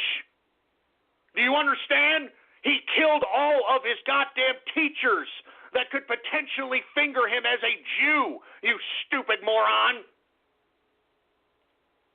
I mean, what did Saddam Hussein do when he was being pursued by the United States? He went back to his hometown of Tikrit. So I'm just saying, man, all right? And not to mention, let's take a look at some of your leadership out here, like this idiot Weave. This merchant-looking idiot that is like, he had a stupid website, the Daily Stormer or some crap, and he's admitted that he's a Bavarian Jew on his Plenty of Fish goddamn profile when he was looking for some poontang. He also admitted that he was a Bavarian Jew in a freaking interview while he was on trial for that ridiculous, stupid iPad hacking or whatever the hell he freaking did. I mean, look at this guy. This guy is a Jew. This guy is a Jew, and you people are following him. And, yeah, hey, Weave, yeah, white power, dude, yeah. And what is he doing? He's collecting your shekels, huh? Give me a freaking break. You people are idiots. That's why I'm saying, that's why you don't hear me say any kind of white supremacist, white nationalist, any of this stuff. Because they're just as idiotic and just as ignorant as Antifa and Black Lives Matter. They make no sense. They have no end goal. They're just a bunch of habitual bitchers. That's all they are. I mean, take a look at Richard Spencer, for Christ's sake. How the hell did this guy become the goddamn leader of the white nationalist movement? This guy is obviously a homosexual. He has no qualms about promoting homosexuality on his Twitter. All right? And, you know, not that I have anything against that. I'm just saying, you know, I mean, I'm just trying to highlight to you white supremacists, you're no different than these damn Antifa idiots. I mean, do y'all remember that one idiot, Christopher Cantwell? Christopher Cantwell, this guy that was interviewed by Vice. You know, he's trying to make himself look all mean. He got a skinhead going on and showing guns. And like, yeah, you know, we're going to go out there and we get any resistance, we're going to shoot. We're not afraid. You know, I'm Christopher Cantwell, a badass white supremacist. You know what I mean? And then he goes down to Charlottesville and then realizes that all that ridiculous propaganda that he helped propagandize himself via Vice probably put him in the current legal situation that he's in. And did y'all see Christopher Cantwell, like right before he turned himself in to the police? He was crying like a pussy. He was crying like a pussy. Crying like a little bitch pussy. And admitting, like, man, we say a lot of things online, man. I mean, we just say a lot of things online. This is your leadership! So, you know, don't come at me, white supremacist, as if I'm the one with the effing problem. You are the one with the problem. You have no leg to stand on. I mean, do you understand that there were wars for thousands of years in Europe between white people? You understand that, right? The French were at war with the English. You know, they were at war with the Austrian-Hungarians. We're at war with the I mean, you understand this, right? Do you understand this? What white are you talking about? And look, somebody's saying the end goal of white nationalism is to create a white ethno-state. What white? What white? German? What, Polak? Czech? Irish? What white are you talking about? You're just as ignorant as Black Lives Matter, because I would ask Black Lives Matter, what black are you talking about? Because I know for a fact that black folk have an internal racial situation within their own community between dark skin and light skin. Dark skin and light skin. And you see, that's what I would ask them. What black are you talking about, boy? Just like I'm asking you, white supremacists, what white are you talking about? You don't know. You have no goddamn idea. And by the way, you all need to take a look at a lot of your last names, white supremacists. All right? If you don't have a German last name, then you're contradicting yourself. So I'm just saying.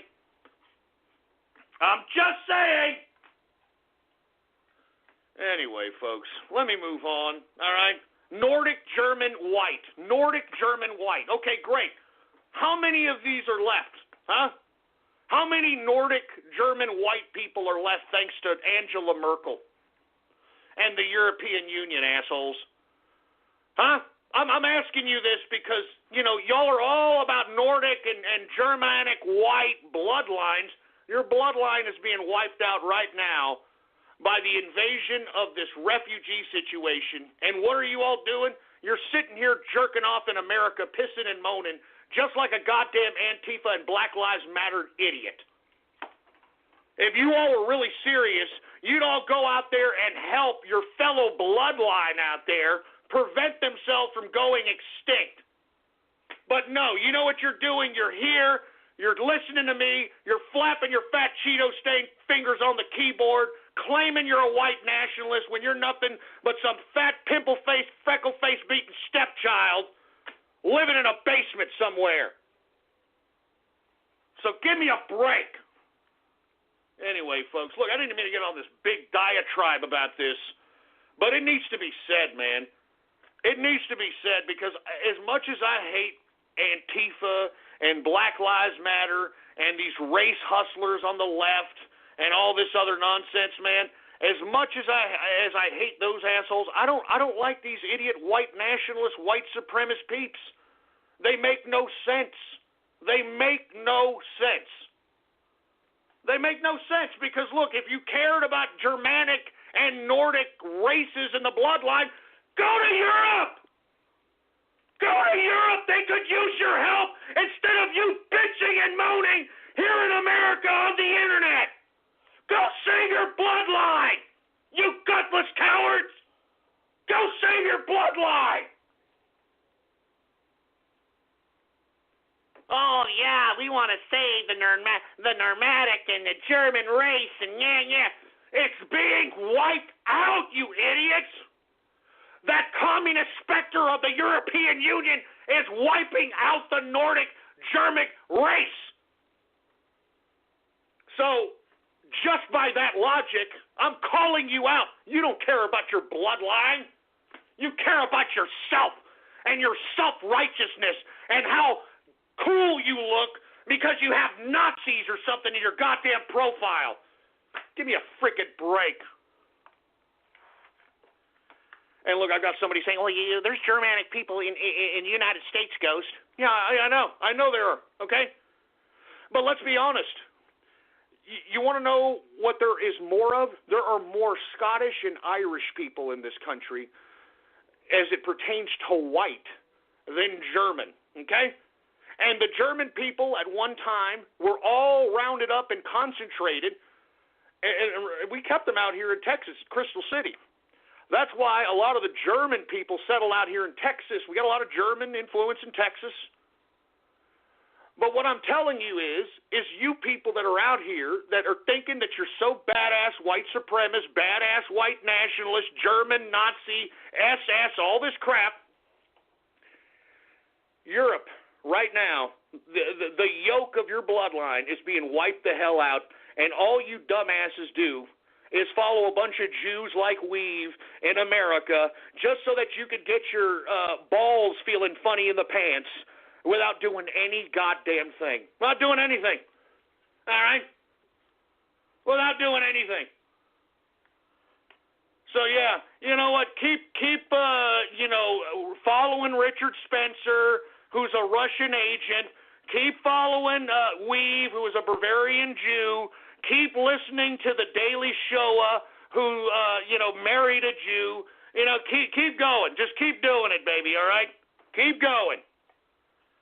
All right? You're idiots. You're no different than Black Lives Matter. You're no different than goddamn Antifa.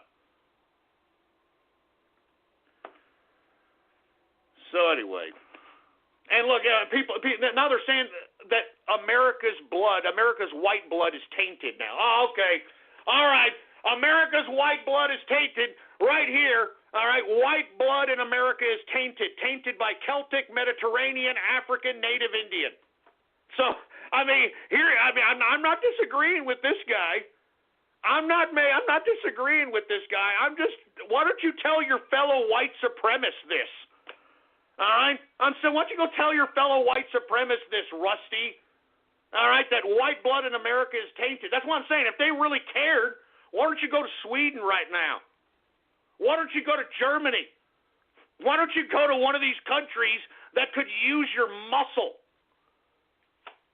You're not going to do anything about it because you're a gutless coward that means nothing, that stands for nothing, and the only reason that you idiots put all this Nazi crap in memes and in your profile and all this crap is just to make yourself feel better like these idiots do on the left. Why do you think these idiots on the left always put things to troll people on the right? Like, these videos of these pansexuals and these omnisexuals. Why do you think they do that? They're doing that to troll you morons.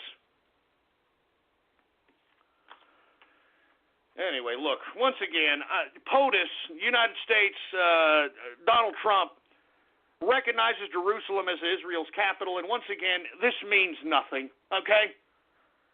All he did was say a few words that was already established in a 1995 passed congressional bill and was reinforced by the Senate a year and a half ago. He's not saying anything that isn't already recognized by the government.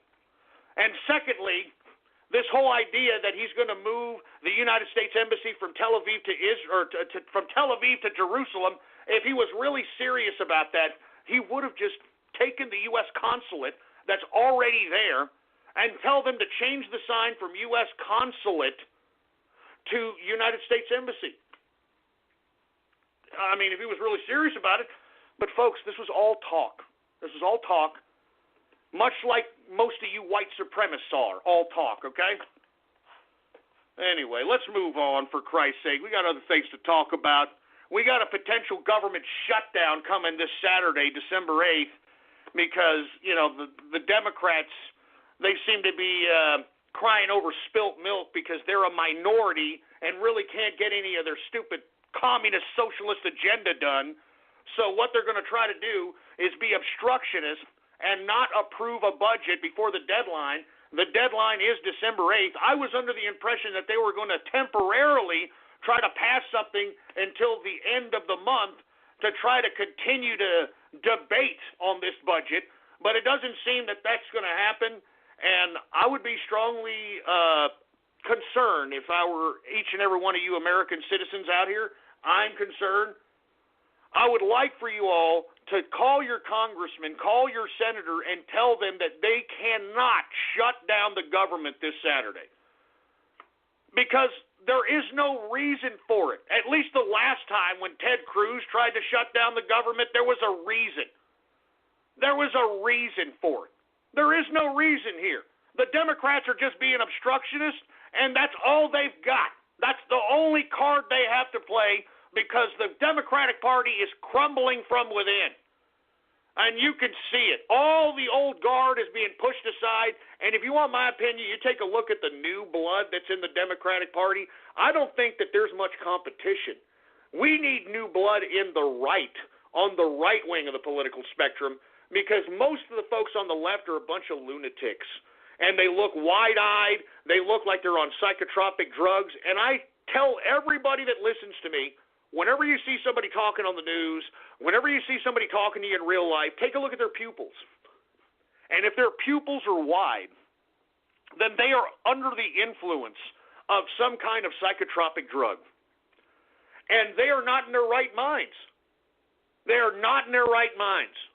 So that's why Anytime I see somebody on the television talking and saying irrational things, passing them off as rational, I take a look right at their pupils, man. And if they're dilated, then they're on some brain-altering psychotropic drugs. But, folks, I would strongly advise you guys to call your congressman, call your senator, and tell them that we cannot have a government shutdown this Saturday. I mean, we just can't do it, man. I mean, we're on a very, very precarious footing in the international community right now. The last thing we would need is a government shutdown to drop our defenses. And, by the way, if this shutdown does happen, this proves that the Democrats are anti-American trash. They hate this country, and they'll do anything to destroy, hurt, or damage this country in any way. So once again, this Saturday, potential government shutdown because of no negotiated budget. So keep your eye out for that, folks. And that's another reason why you've got people in Wall Street a little skittish about holding anything for the weekend. Well, let's take a transition into some funny news. Y'all remember me talking about a representative by the name of Al Green? That's unfortunately from Texas. This guy literally looks like a throwback in evolution. He looks like a goddamn caveman, for heaven's sake. Well, this idiot, I guess he smells the blood in the water and recognizes that the leadership of the Democratic Party may be up for grabs sooner than later. He's trying to make himself look like some valiant ultra-liberal by initiating impeachment papers in the House of Representatives. Now, because this idiot initiated this, they had to vote on whether or not they were going to impeach or pass this bill to begin the process of impeaching the president. Well, I guess impeachment so easy a caveman can do it. Al Green failed horribly, only able to get 53 people from the House of Representatives on his side to vote for this bill.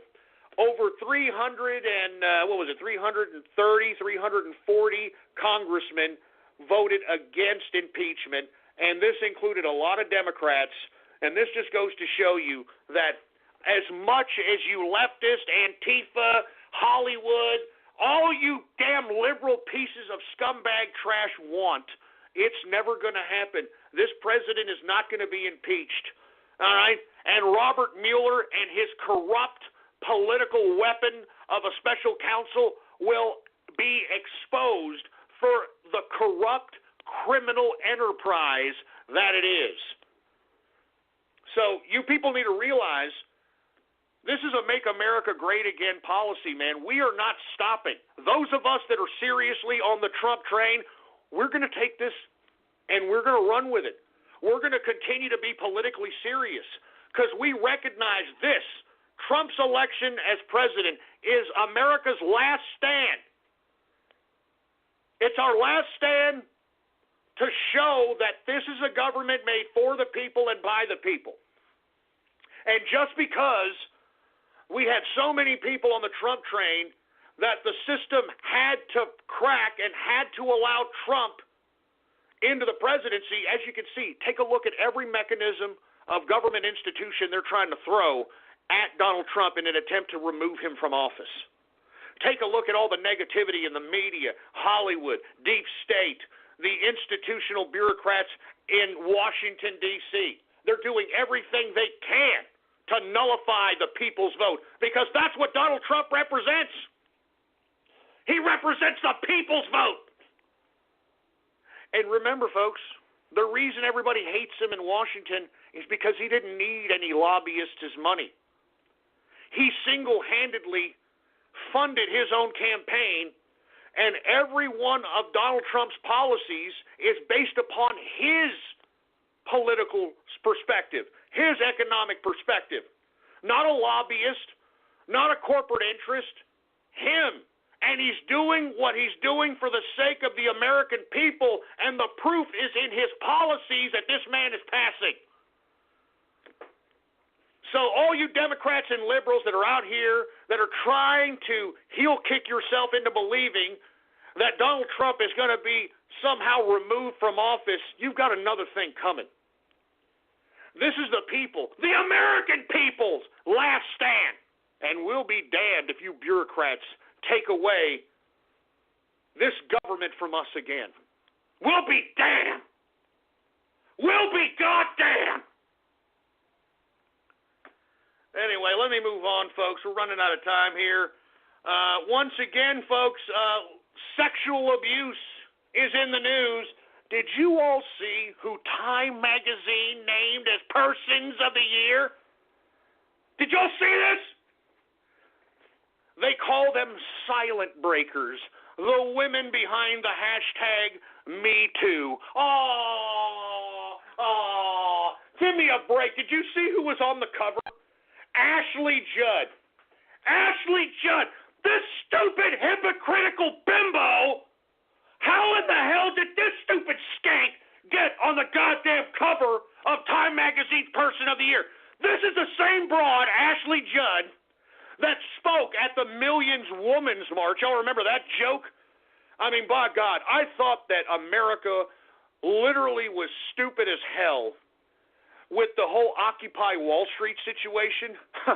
Let me tell you something. The Million Woman March took the taco on that one, man.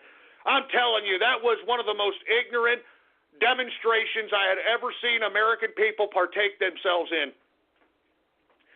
But lest we forget that Ashley Judd was on a stage at this Million Woman March bragging and telling Donald Trump on that stage that I'm a nasty woman, Donald Trump.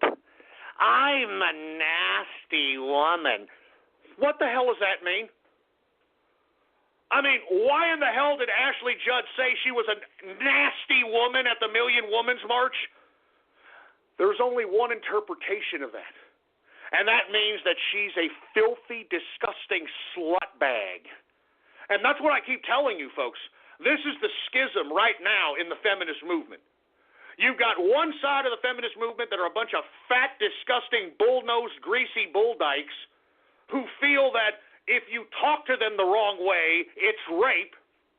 And the other side, you've got women who partake in what has been going on across the world for the past couple of years. They partake in slut walks. And if you don't know what the hell that is, then Google it up.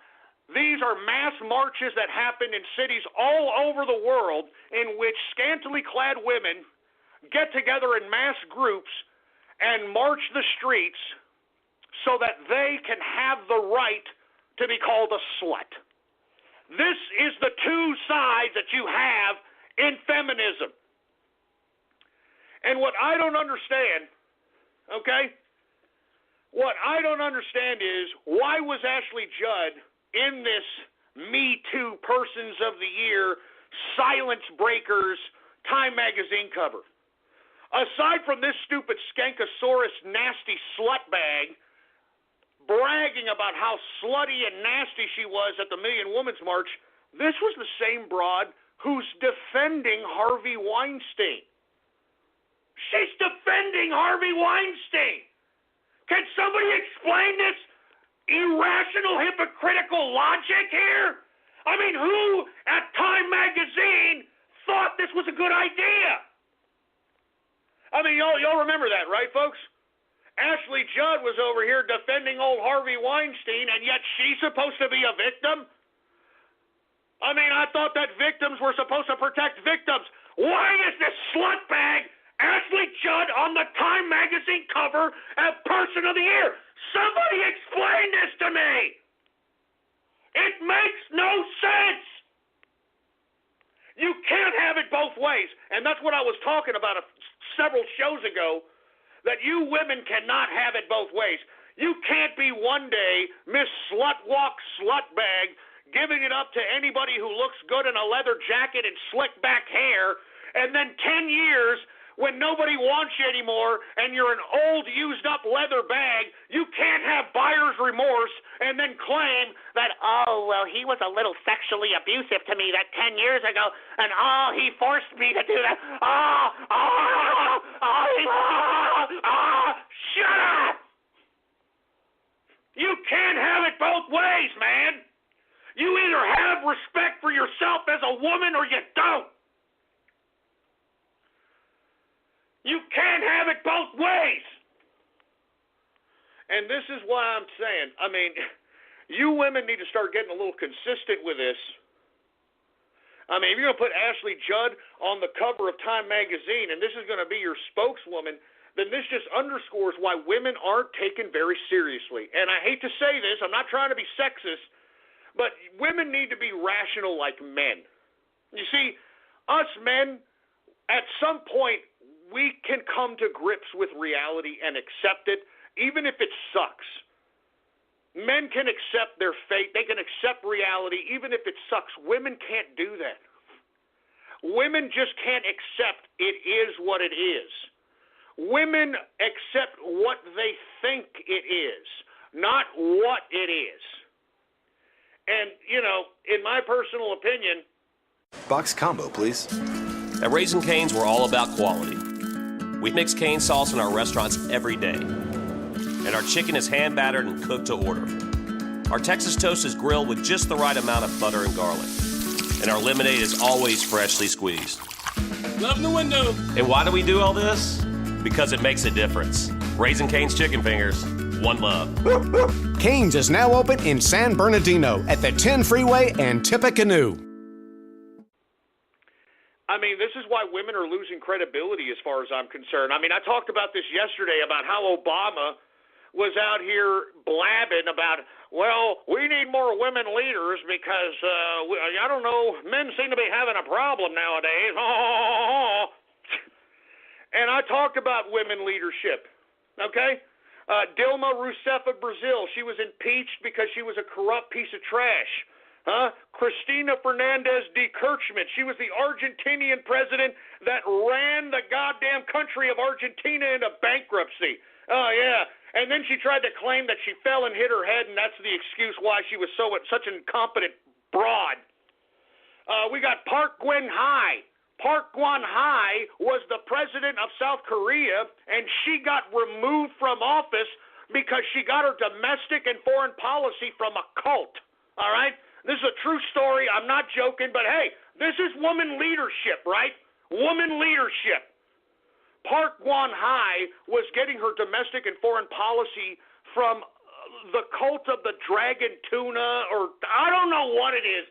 Look it up. I'm not joking, but this is woman leadership, right? Aung San Suu Kyi out of Burma was a political prisoner in house arrest for over 10 years. Then she finally comes out of house arrest. They make her the leader of Burma, and now she can't even control her own military. She can't control her own military. When she was a political prisoner, everybody loved her. They gave her a Nobel Peace Prize, and she's such a political figure, and oh my God, look at her, she's a strong woman. She gets into the leadership of Burma, can't control her military. Now her military is ethnically cleansing Burma and massacring and murdering Muslims and pushing them into Bangladesh. It's one of the biggest genocides right now happening today. That's woman leadership for you, huh? Angela Merkel. Angela Merkel. Need I say more? Anyway, look, all I'm just saying is you women, y'all are putting yourselves in a position in which all this little banter about, us women need equality and you women have had more than equality. As a matter of fact, because of some of the laws that have been passed in this country, you are a protected class. That's why a lot of men are turning gay. That's why a lot of men are screwing virtual dolls. That's why men are attracted to cartoons, because you women have turned yourself in such a protected class that if a man gets you pregnant, 95% of the time, even if you're a prostitute, you're going to get the child. And that means that this hardworking man is going to be forced to pay you child support, even though you could potentially be the worst parent. But because we have a legal system that protects women as if they're a protected class, Now women are finding themselves all alone. And that's why you have this Million Woman March out here. If you don't believe me, why don't you Google up Million Woman March and take a look at all the women that were out there. They were all a bunch of fatties and uglies. Now, why are they a bunch of fatties and uglies? Because, folks, they probably got impregnated by some man. I wouldn't be surprised if it was an ethnic minority. Got impregnated by some man. The man ain't around anymore because she thought she was so independent, and now she's got to take care of children. She's got to take care of herself. She's got to pay rent. She's got to go to work. She's got to pay for a car insurance. She's got to pay for an internet bill. She's got to pay for a cell phone, and she's got to go out and take care of her own sexual needs. And these women are finding that it's not that easy. These women are finding that all this crap that these women have been begging for, this independence, it ain't that easy. It ain't that easy, and they don't like it. And in the same Million Women's March, aside from fatties and uglies that are marching around out there, who else is marching with the fatties and uglies? Women in burqas. Women in burqas marching with fatties and uglies in the Million Women's March. Do you understand what kind of a hypocritical bunch of crap that is? And I'm tired of you women marching with women with burqas, because women with burqas, they know their role, you stupid broads. You want to know why a woman is marching with you out there with a burqa? Because her husband told her to put a burqa on and not show her tits and ass off. Her husband told her to go out there and manipulate you fatties and uglies so that you can correlate your little feminism with Islam and radical Muslims and all this other nonsense. Do you understand that? That woman in a burqa is obeying her man. That woman in a burqa has got an agenda. That woman in a burqa does not care about your stupid independence. That's the difference. Do you understand? A woman in a burqa or in a hijab, they know their role. You see, you dumb broads, and you're marching with these women, and you don't even understand why they have to wear a hijab. It's not a sign of woman independence. It's a sign that states that, hey, this woman is taken, and I'm covering this broad up. That's what it means when women wear hijabs. That's what it means when women wear burqas. Do you understand? That's what it means. So if you want to march with women who wear burqas, ladies in America, then maybe you should take a cue from them and shut your mouth, stop acting like a slut, and maybe go back in the kitchen. How about that? Huh? How about that? If you're going to march with women in burqas, then get the hell back in the kitchen. Get back in the goddamn kitchen if you're going to march with women in burqas, if you're going to march with women in hijabs. Get back in the kitchen. I mean, do you understand, you dumb broads, that hijab is a sign of woman oppression? You stupid skanks.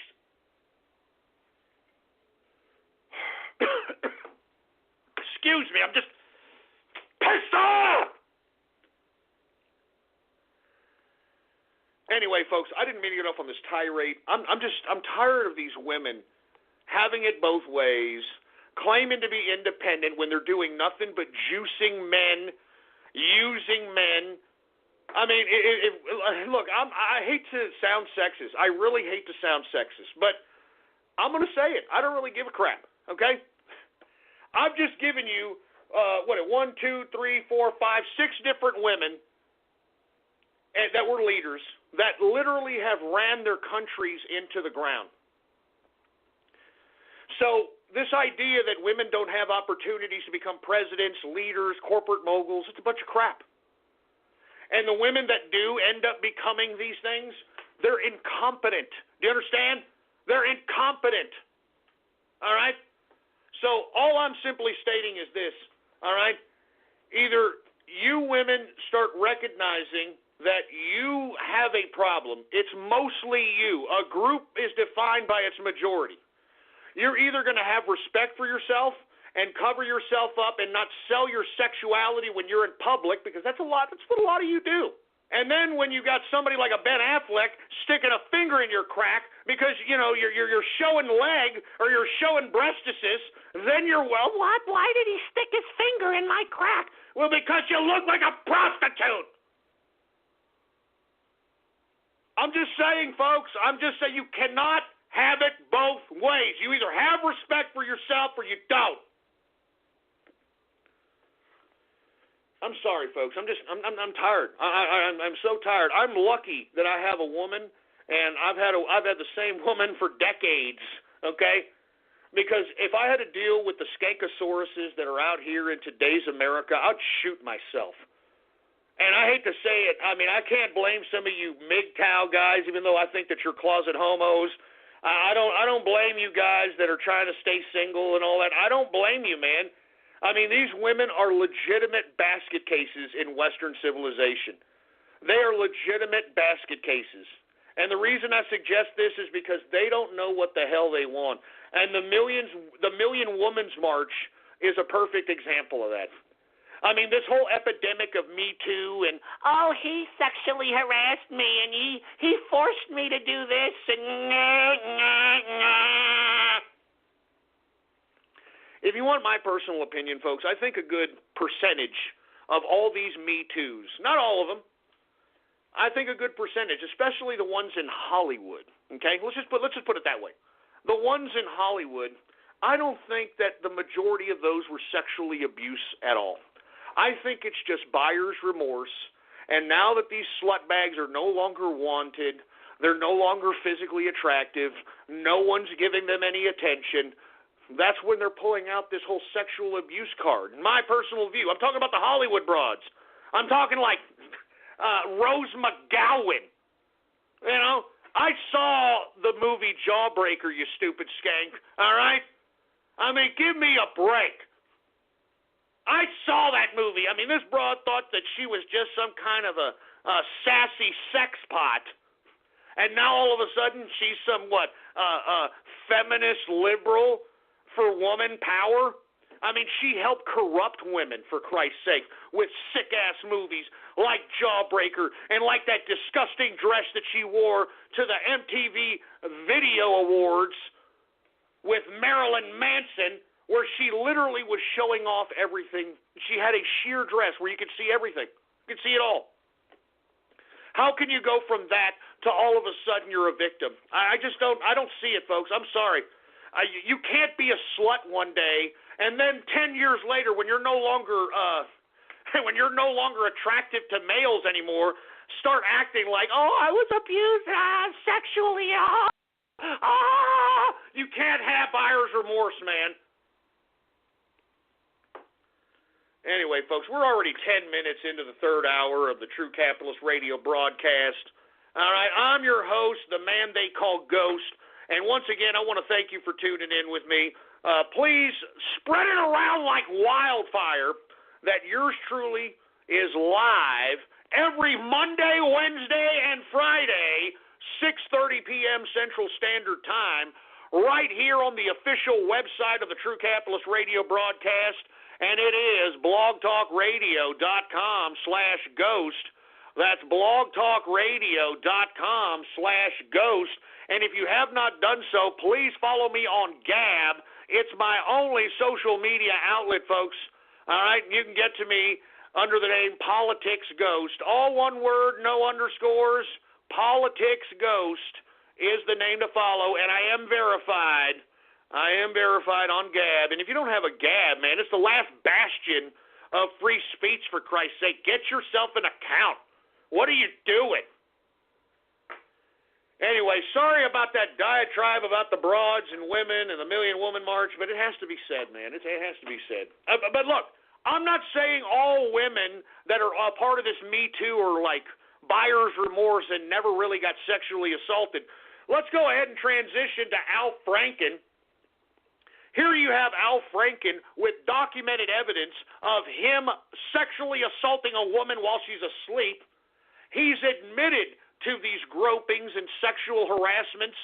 He's admitted to these things, and the guy refuses to step down. If you all heard me yesterday, folks, I was screaming. I was livid. I was calling the Democrats a bunch of hypocritical pieces of crap if they did not tell Al Franken to step down. Well, folks, it sounds to me that tomorrow, Senator, or soon-to-be former Senator Al Franken, is planning on announcing his retirement tomorrow. Yes! Yes, another Democrat bites the dust. And you know, it couldn't have happened to a better smug, pompous asshole than this idiot Al Franken. I mean, did you see him during these, hearings with Jeff Sessions? And it was just such a pompous, smug, arrogant prick thinking that his crap does not stink and he has no skeletons in his closet. Well, look at what we found here there, boy. Huh? And now your little political career is over. It's finished, Franken. I wonder if they're going to allow you to write your stupid, ridiculous comic bits on SNL again. I doubt it. You're a sick pervert, for Christ's sake there, Al Franken. And, you know, it's proven. I mean, you can't get any more documented evidence than this guy sexually assaulting a woman while she's asleep. So anyway, folks, tomorrow look forward to seeing Al Franken eat crow and announce his retirement from the Senate. Now, I'm going to tell you what the Democrats are doing. They're finally starting to realize that they have to get ahead of this whole sexual abuse thing. So that's why they forced Conyers to step down. They're going to force Al Franken. I mean, because most Democrats came out today and vocalized that Al Franken needed to step down. Now, the reason they're doing this, folks, is, believe it or not, I sense that in the 2018 elections, the Democrats are going to act as if they're the conservative party, as if they care about women or some crap. I'm not joking. It took them weeks to finally tell these disgusting, power-hungry scumbags to step down. And now that they stepped down, they're now going to be the moral party for 2018. They're going to be the party of women, that they care about women. They care about this and that. And why are they going to do this? Because they're going to point to Roy Moore, which, let's be honest, folks, I don't personally believe that most of these allegations are 100% accurate. And if they are, he goes to the Senate, we find evidence, he's convicted of that evidence, and then we remove him and we go back to the voting booth and vote again. All right? There's no way we're going to allow this Senate to remove Roy Moore and put whoever the hell they want in there. That is not what we're going to allow to happen. So once again, folks, Al Franken is going to step down tomorrow, according to all reports. And the reason the Democrats are doing this is because they are now going to take the high road in 2018, and they're going to claim that they're the party of women and that they care about sexual abuse victims and all this crap. Because remember, they don't have any more linkings to the Clintons anymore. As a matter of fact, they're trying to bury the Clintons into the realms of antiquity. They don't even want to be reminded of them because it was Bill Clinton and his sexual improprieties and his rapes that enabled this whole epidemic that we are witnessing before our very eyes today. I mean, it was Bill Clinton during his presidency that redefined the definition of oral sex. Under Bill Clinton's definition, oral sex is the equivalent of a handshake. I mean, this man testified to this crap. And we wonder why we have such a sexually perverted situation in the midst of our present day. Give me a break. And by the way, when the Democrats try to be the sexual abuse victims party and protector of women, lest we forget that this is the same party that backs up LGBTQ initiatives to put 7-year-olds in drag, all right, cross-dressing, exposing them to naked men. And I mean, do you understand what I'm saying? This is the same party. So when they start taking the high ground, because I sense this is exactly what they're going to do in 2018, don't you forget that this is the same party that wants to put estrogen hormones in your 6-year-old boy. And that's a fact. Anyway, I look forward to seeing Al Franken eat crow tomorrow. Anyway, folks, I'm going to get through these last issues as fast as I can because I want to get to Radio Graffiti. Did you all hear that the Supreme Court yesterday heard the case of a baker who refused to bake a cake for a gay couple's wedding? And, of course, the gay couple claims it's not about me not having a cake. It's about me having dignity. It's about me having some pride. What I don't understand is this, okay? The case goes as follows.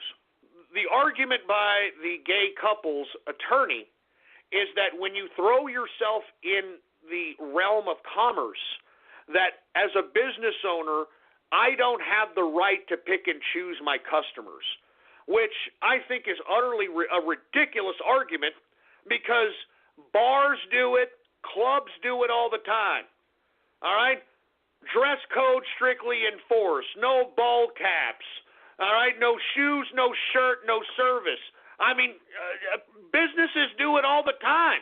I don't understand what kind of a case or what kind of an argument these gay couples are talking about when you're a businessman that throws yourself in the realm of commerce that we as business owners don't get to choose our clients, that we just need to service everybody. That's not true.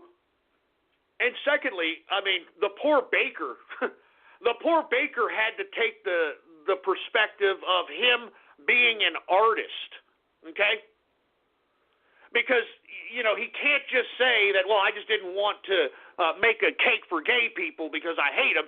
He had to argue that, look, I'm an artist, and I refuse to be commissioned for my artwork against my will because my artwork falls under the category of freedom of speech, First Amendment, both on the freedom of speech side, freedom of religion side. And that's what the baker was trying to argue in the Supreme Court yesterday. And believe it or not, you actually had a good portion of the bench in the Supreme Court siding with the baker. Because what the Supreme Court is finding is that the state of Colorado, which unfortunately is being bombarded by a bunch of liberals in its state legislature, that the government of Colorado actually infringed upon the rights of the baker. And this particular perspective was told by none other than Justice Kennedy, who typically sides with LGBTQ rulings. He was the one that was disturbed that it was the baker having his rights trampled on by the state, which is a very interesting statement by Justice Kennedy considering he's a left-leaning justice.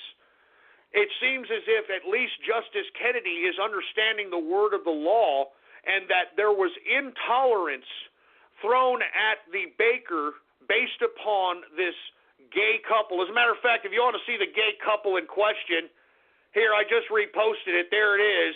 They look like a bunch of busybody, doing nothing posholes, if you want my personal opinion. Okay? Look, if somebody doesn't want to make you a cake, tough titty. I mean, who has the time, effort, energy, and money to take this, you two stupid idiots not getting a baker to bake you a cake, to Supreme Court? How does it get to this?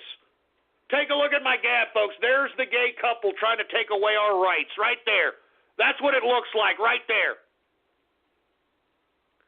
And if you want my personal opinion, I think that the Supreme Court may side on the baker side, and rightfully so. I mean, businesses should have the right to refuse service. If you take away our rights to refuse service, then we're not dealing in a free market, are we? I mean, if I, as a business owner, am forced to service groups of people that I don't want to service, then how is that a free market? That's not a free market. If anything, I would potentially be penalizing myself if I refuse money from groups of people. I mean, there's a trade-off of that. I mean, my discrimination or anyone's discrimination, whether it be against gays, against racial groups, against certain groups of people, I mean, it has a price. And if I refuse business from certain groups of people, that's going to cost me major cash. So depending on how much, as a capitalist, I'm willing to pay for my own discrimination is how successful I'll be as a capitalist. But just because I don't want to service a group of people doesn't mean that I should be stripped from being a business owner. I should be stripped from being a businessman. So I hope that the Supreme Court does side with a Baker on this, because this is ridiculous. You could tell that these gays that were conducting themselves in this gay wedding cake nonsense were trolling everybody, trying to be busybodies, trying to feel important, attention whoredom, etc., in my opinion. So I'm looking forward to the ruling by the Supreme Court, because it could potentially have implications on us business folk. Mueller special counsel continues its blatant corruption. And the reason I'm bringing this up, and I'm not going to spend too much time on this, because we need to keep this on the top of our mind, that Robert Mueller and his special investigation is a political weaponized tool in an attempt to bring down a duly elected president. And the reason that they're doing this, folks, is because these idiots in Washington, D.C. believe that they are above the law. They believe that they're the government. You understand? That's why they're trying to take down Trump. They're trying to prove to us that they control the government, not the people. That's what DC's trying to prove to us. They're trying to prove that they are in charge, not us. And we have to remain strong. We have to remain focused. We have to remain politically serious so that we can show these DC swamp assholes that we're going to hold their feet to the fire, and there's no getting rid of us anymore. We're not going to fall asleep politically at the wheel so you assholes in Washington, D.C. can give international interest an opportunity to fleece our tax-paying dollars. We're not going to do that anymore. You understand? We're not going to do that anymore. I'm telling you this right now. The American people are awake.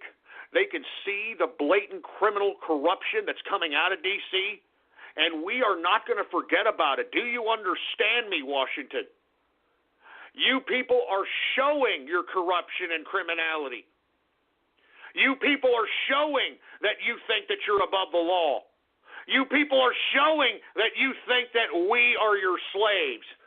You little pieces of crap in Washington, we own you little people, especially us capitalists who pay taxes. We own you little people in Washington.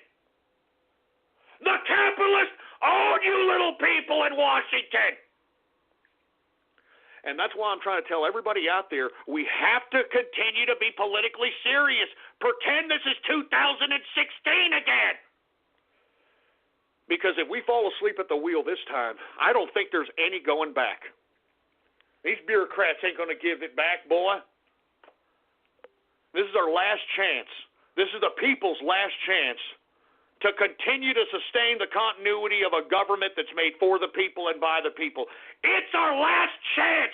So I'm demanding all of you, you have to be politically serious. You have to be. Post the articles. Talk conversations at dinner tables. Spread the word on how corrupt D.C. is. Spread the word on how criminalistic everybody in D.C. is. And by God, in 2018, we have to have a revolution at the ballot box.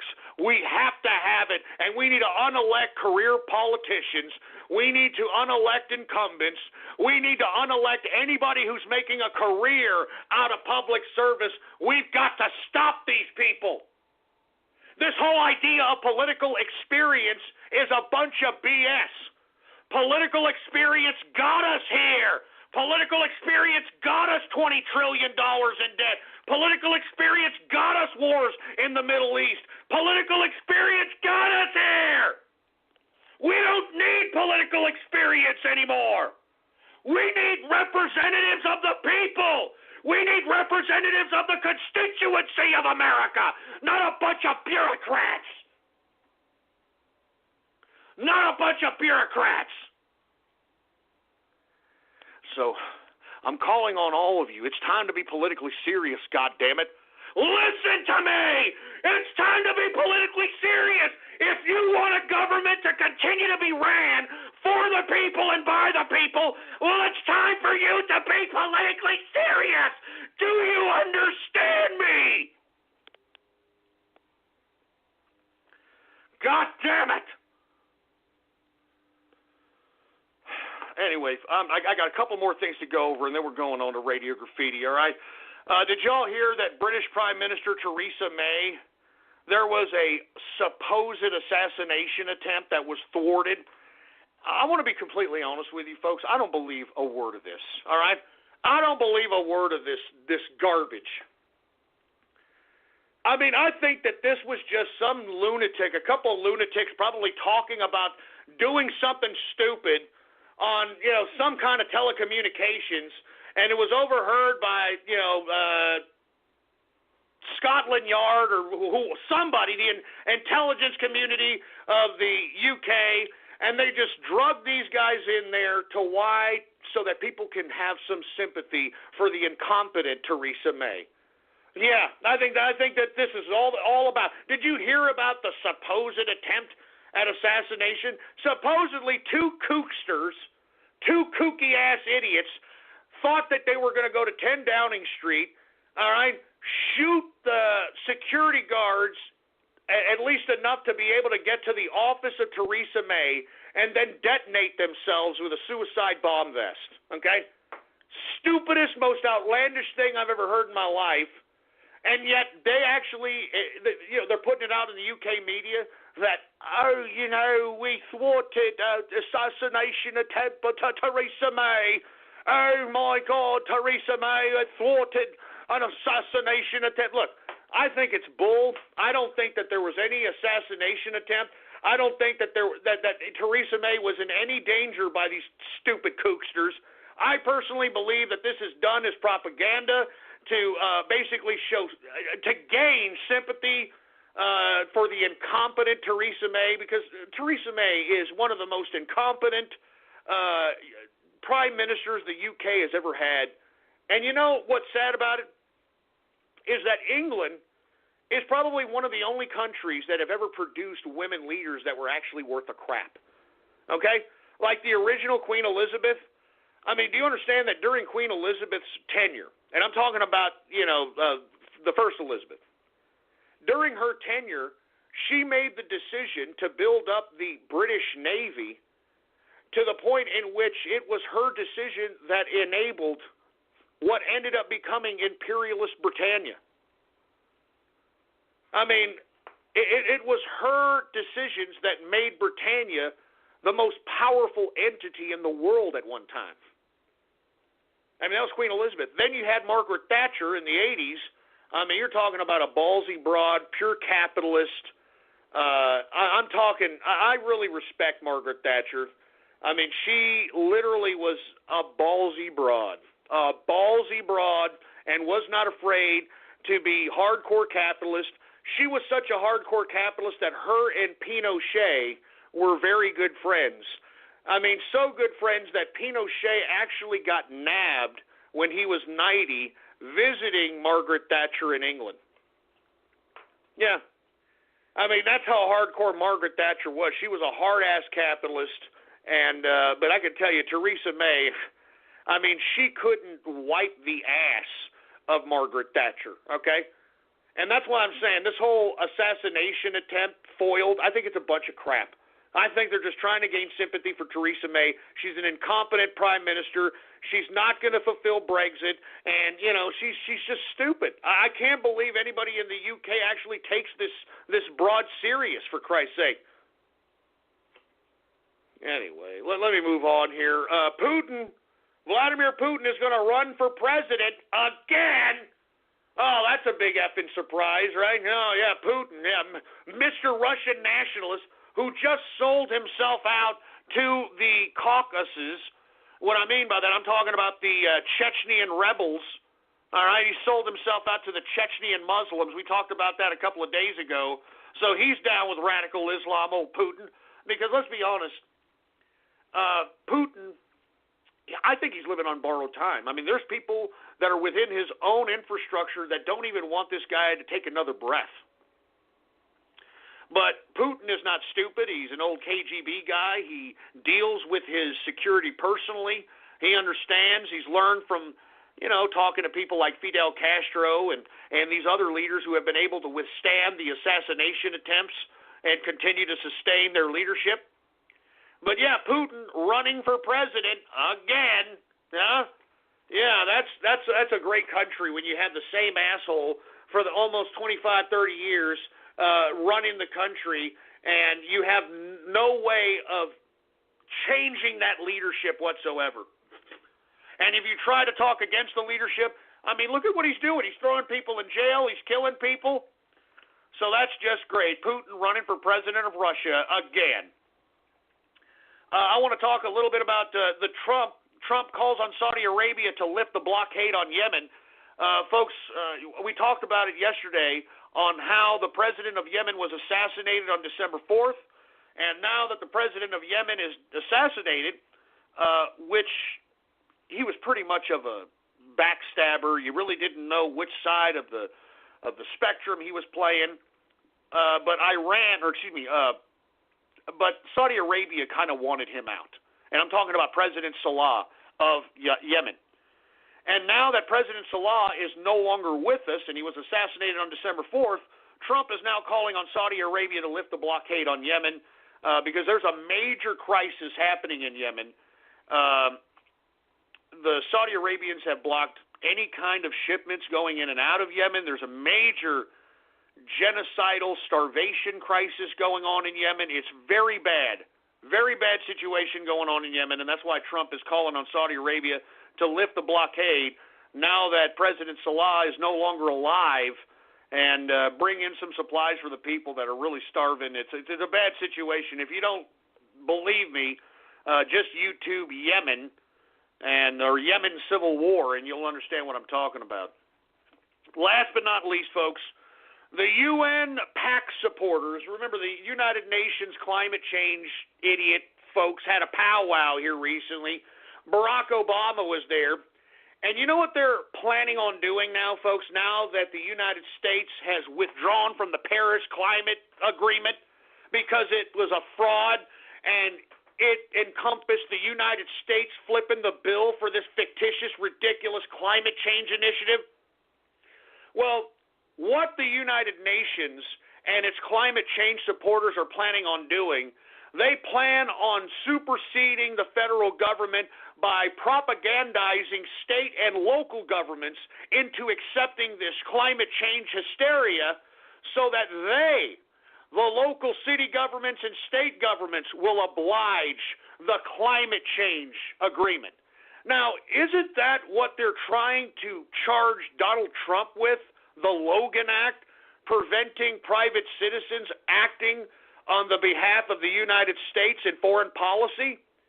I mean, isn't that breaking our laws? I mean, where's Mueller on this crap?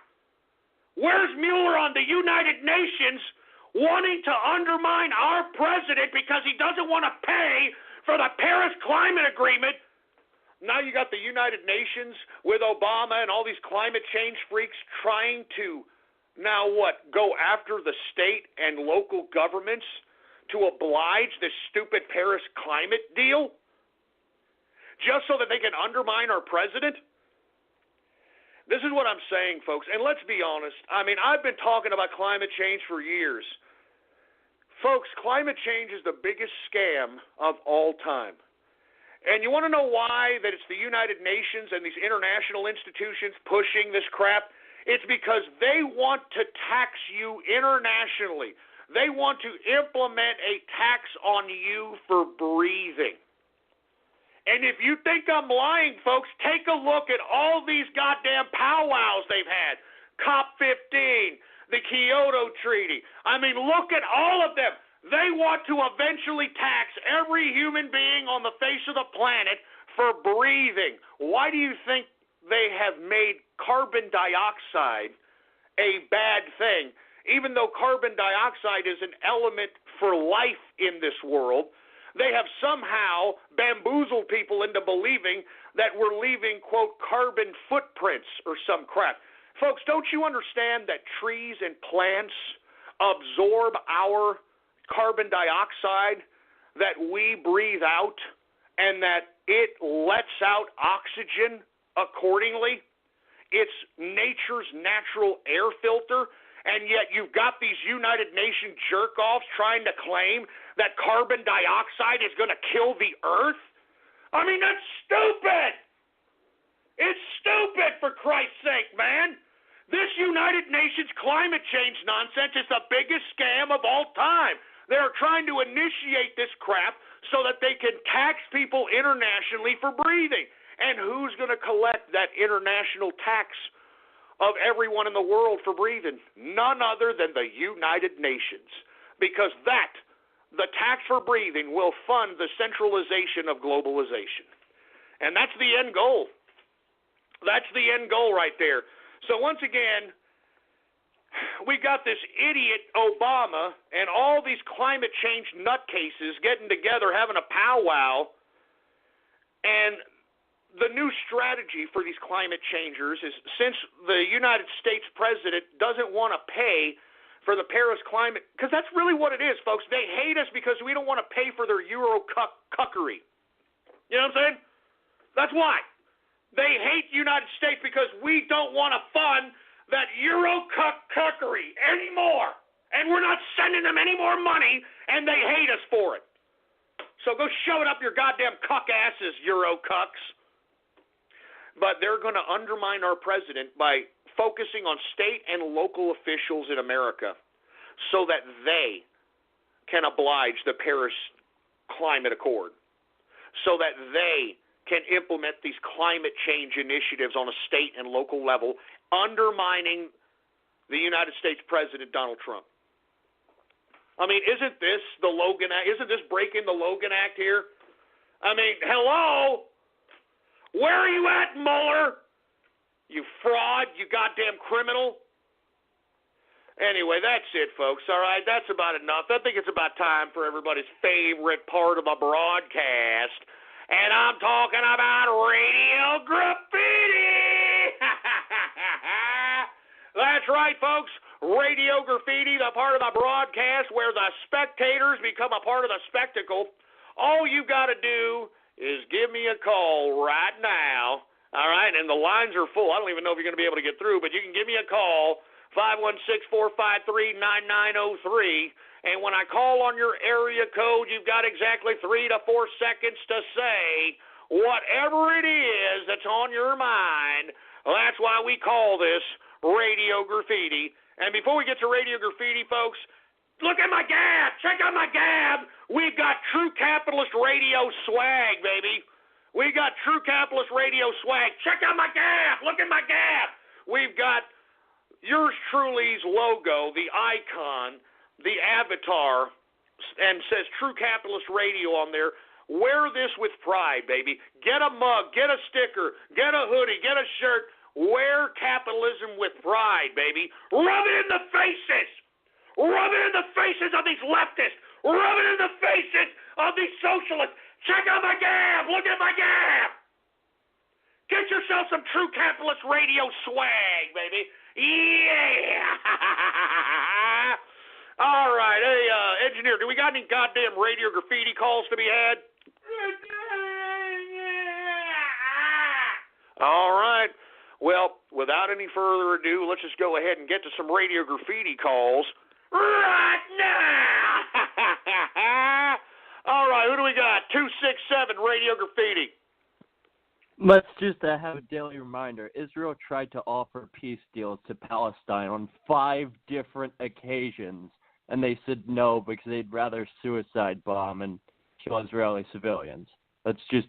Well, that's a very good point. I mean, I didn't want to bring that up. I mean, we have been, kicking this can with Palestine for a long period of time, and they keep saying, no. So you got a point there. I agree with you. Anonymous, Radio Graffiti. Here. Ladies and gentlemen, I've been on this the last few months. You probably noticed I've been more crazed, more focused, less brain fog, more energy, more special reports, and it's because of Brain Force. One of the worst things. No, get that crap out of here. All right? No, you're not selling my filters. You're not selling that crap here. Anonymous, Radio Graffiti. Twilly Atkins, Radio Graffiti. If you are calling from a touch-tone phone, please press 1. If you are calling from a rotary dial phone, please. If you would like to leave a comment for the president. What the hell was that? It dropped. If you'd like to leave a message for the president, what the hell? Why did you goddamn hang up, Twilly, you dumb bitch horse? 847 Radio Graffiti. Hey, hello? Is this Ghost? Yeah. Hey, Ghost, it's me, Aaron Bronco. Sorry I haven't called you recently. It's just, I had a family emergency. You know, my granddaddy, he passed away and all, and very sobering time. You know, he lived to be 88, and he died of a heart attack. Apparently, he ate a stick of butter every day, and it just killed him.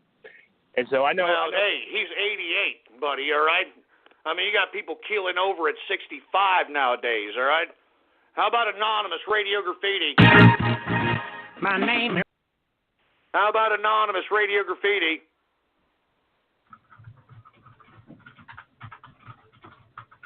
Great. All right, let's hang up these anonymous callers, engineer. Hang them up! If you want to call, you better call back right now. We're hanging up anonymouses because these people are idiots. All right, hang them all up. All right, who do we got here? We got 518, Radio Graffiti.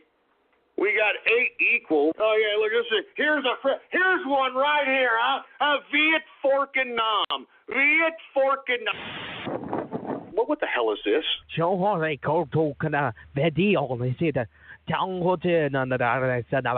my God, no! You are you are punishment for killing Vietnamese.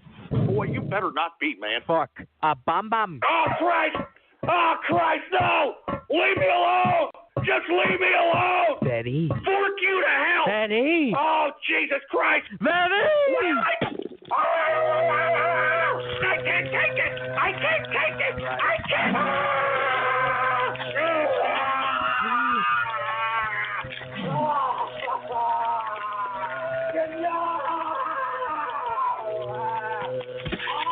I mean, what kind of sick crap is that, man?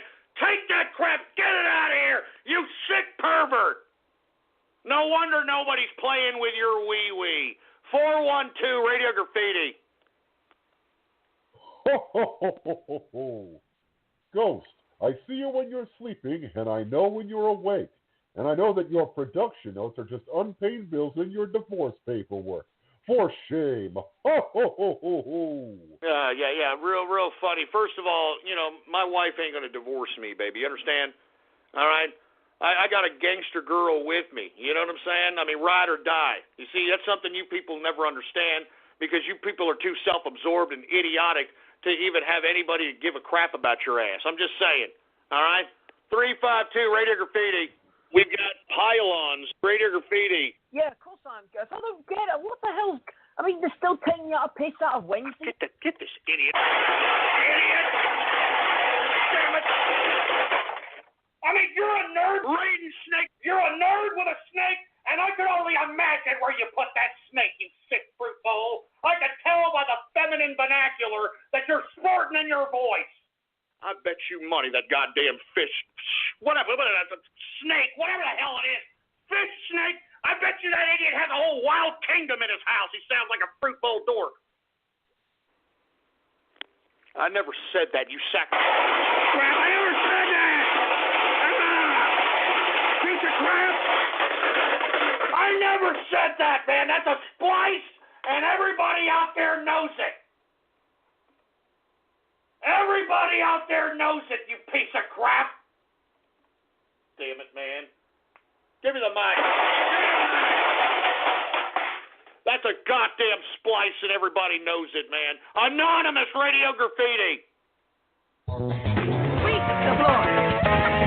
Shiny, shiny, look shiny, shiny, shiny. Guys, we got no extra. You watch shiny. Control the flame, guys. Follow the rules. They're shiny. Then why that is cook those shiny. Cook those burgers. From the shiny. China bag. What the hell? What the hell is that, man? Anonymous Radio Graffiti. I want to fuck a dog in the ass. He wants to fuck a dog in the ass. I want to fuck a dog. That's right, kids. I tried to fuck your mom in the ass. Yeah, that sounds great, man. You could tell that's an autist, for Christ's sake. 516 Radio Graffiti. Radio is a never-ending story.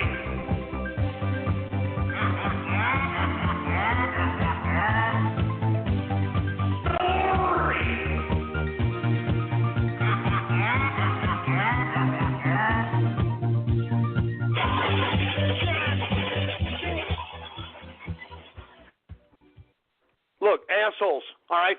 Stop mixing me with fruit bowl game music, all right? Stop mixing me with gay club music, you piece of crap.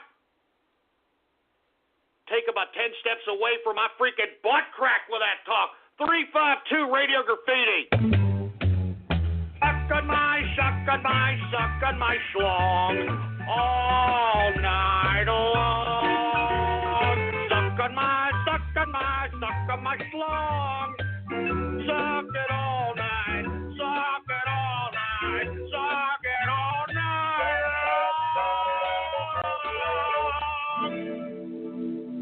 Did you actually splice me with that? You sick. You dumbass. You stupid son of a bitch. Goddamn trolls, I hate you, man. I mean, when's it gonna end, man? I just don't know when the hell this is gonna end, man. I try to do a live show every Monday, Wednesday, and Friday, 6:30 p.m., and this is what I get every day.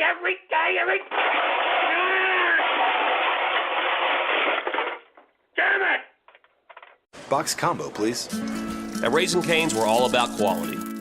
We mix cane sauce in our restaurants every day. And our chicken is hand battered and cooked to order. Our Texas toast is grilled with just the right amount of butter and garlic. And our lemonade is always freshly squeezed. Love in the window. And why do we do all this? Because it makes a difference. Raising Cane's Chicken Fingers, one love. Cane's is now open in San Bernardino at the 10 Freeway and Tippecanoe. Do you suffer from chronic CFED or can't focus energy drain? Try over-the-counter Vibrant. One tablet contains the same caffeine as a cup of coffee, but without the calories or coffee breath. Vibrant. Caffeine, not coffee. Taking Vibrant may result in a lack of drowsiness, improved productivity, and better cash flow from decreased coffee spending. Unexpected job promotions have been associated with Vibrant. Vibrant may decrease the urge to zone out, doze off, or exhibit signs of slacking. All jokes aside, always read the label, take only as directed, and limit caffeine as it may cause real side effects. Not for children under age 12. God damn it! Oh, Jesus Christ. I mean, I'm tired of this crap, man. You understand me? I'm tired of this crap! How many freaking remixes? Give me the mic! Get a mic! How many remixes are there, you piece of crap? God damn it! Christ, 352 Radio Graffiti. Happy birthday to you. Happy birthday to you. Happy birthday, Thomas Alvin. Happy birthday to you. Get this idiot off. Get him off. Get him off. Screw you. Screw you. Screw you. You won't shove it up your ass. I know what you mean by that, you piece of crap. I know what you mean by that. Screw you. Screw you.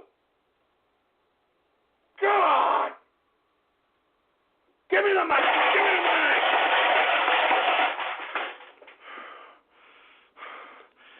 You piece of crap!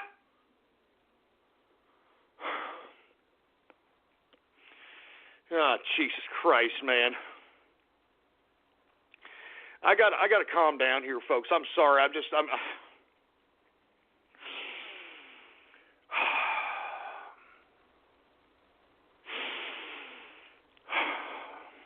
sorry, folks. I just don't know how long I could take this crap, man. I mean, all I'm trying to do is produce a decent show around here. That's all I'm trying to do. I'm just trying to produce a decent show around here, man. God. 901 Radio Graffiti. Hell yeah. I can ride my bike with no handlebars, no handlebars, no handlebars. I can ride my bike with no handlebars, no handlebars. Jesus Christ, is this in now? Autistic music? Is this a new trend? A bunch of autists, singing? God damn it. 847 Radio Graffiti. Good God. Hey, it's me again. I don't think you hung up. I think you didn't hung up on me, and then Oh, okay. Well, I'll hang up on you now. All right. How about Anonymous Radio Graffiti? My name. How about 786 Radio Graffiti?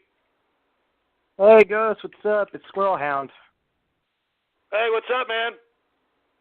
Hey, yeah. I do want to ask you something. You know about Dan Schneider? I've seen one of your archive videos talking about Zoe 101. You know how your granddaughter looked up to her? Yeah. Don't you find it funny that they already exposed them? Yeah, man. What was that? Yeah, man. Yeah, It's kind of weird because most of his shows happens to have foot fetishes in it. I'm not kidding. Are you talking about Dan Schneider? Yeah, Dan fucking Schneider. That fucking pedophile. Oh, man. No, I don't want to talk about Dan Schneider, man. That guy...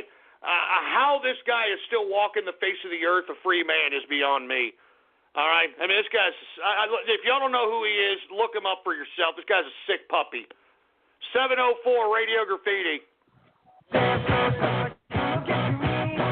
Remixes, Pro Terrorist, Cyber Vermin.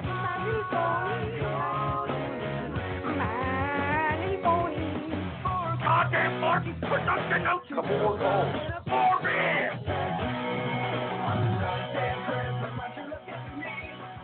Yehudis, remixes, Pro Terrorist, Cyber Vermin.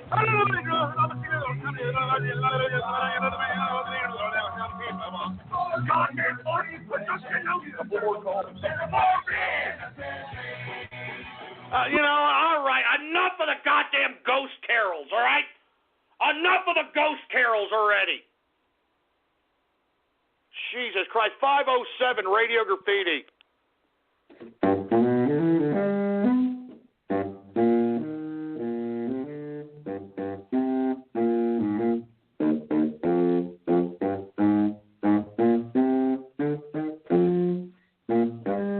Hey, wait, shut that crap off. Are you playing the Soviet national anthem on a tuba? You must be a fat ass. Only fat asses play the damn tuba, for Christ's sake. Anonymous Radio Graffiti. My name. How about Anonymous Radio Graffiti? Weaponized moon rock Radio Graffiti.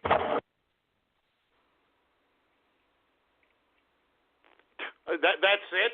That's all you got, you stupid dumbass? How about, Jesus Christ, 305 Radio Graffiti? My name's Todd!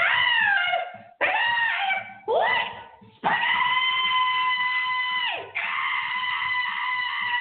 Jeez, all right, shut up, broad, and get in the kitchen. Good God. 512 Radio Graffiti. Oh,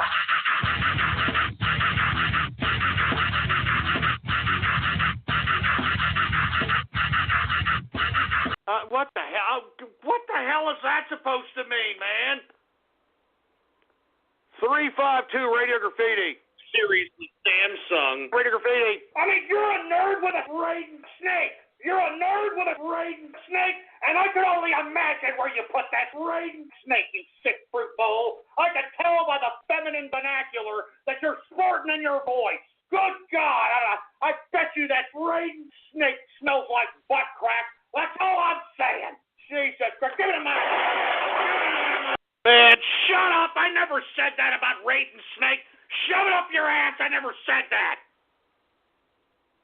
Jesus Christ, man. Anonymous Radio Graffiti. Hello, Ghost. This your old pal Sputnikov again.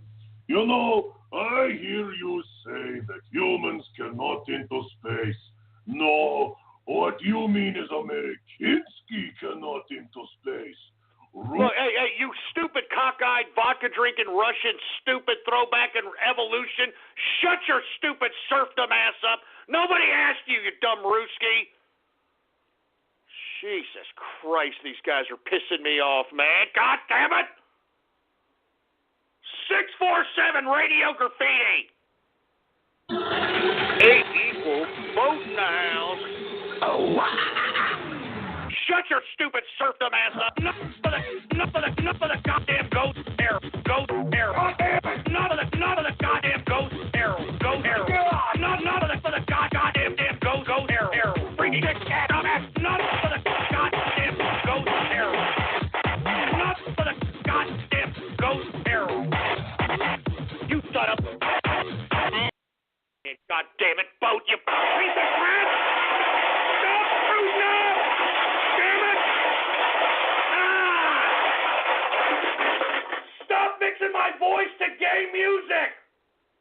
Stop mixing my voice to gay fruit bowl, taking it up the pothole music! Don't do it! I'm tired of this! I'm tired! Give me the mic! I'm so tired of this crap, man. You'll be lucky if I come back this Friday, man. I mean, I don't know how much more of that could take. I don't know, man. I don't know. 352 Radio Graffiti. We've got lightning notes. Radio Graffiti. I want bourbon. I want shot. I want beer. Well, I ain't seen my baby since I don't know when. I'm drinking bourbon whiskey, got gin jet. Gonna get high, man. I'm going. Wait, but how many remixes, man?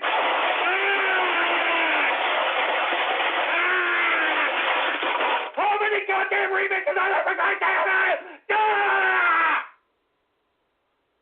How many? Give me the mic. Give me the mic. Give me the mic. How many remixes? Christ's sake!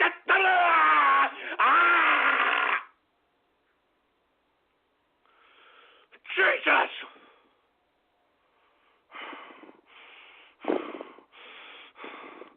.614 Radio Goddamn Graffiti. Ghost, hop in my tub and I'll let it snow all over your head before polishing it. It'll be totally legit. Oh my. No, shut up. Not you. Not you.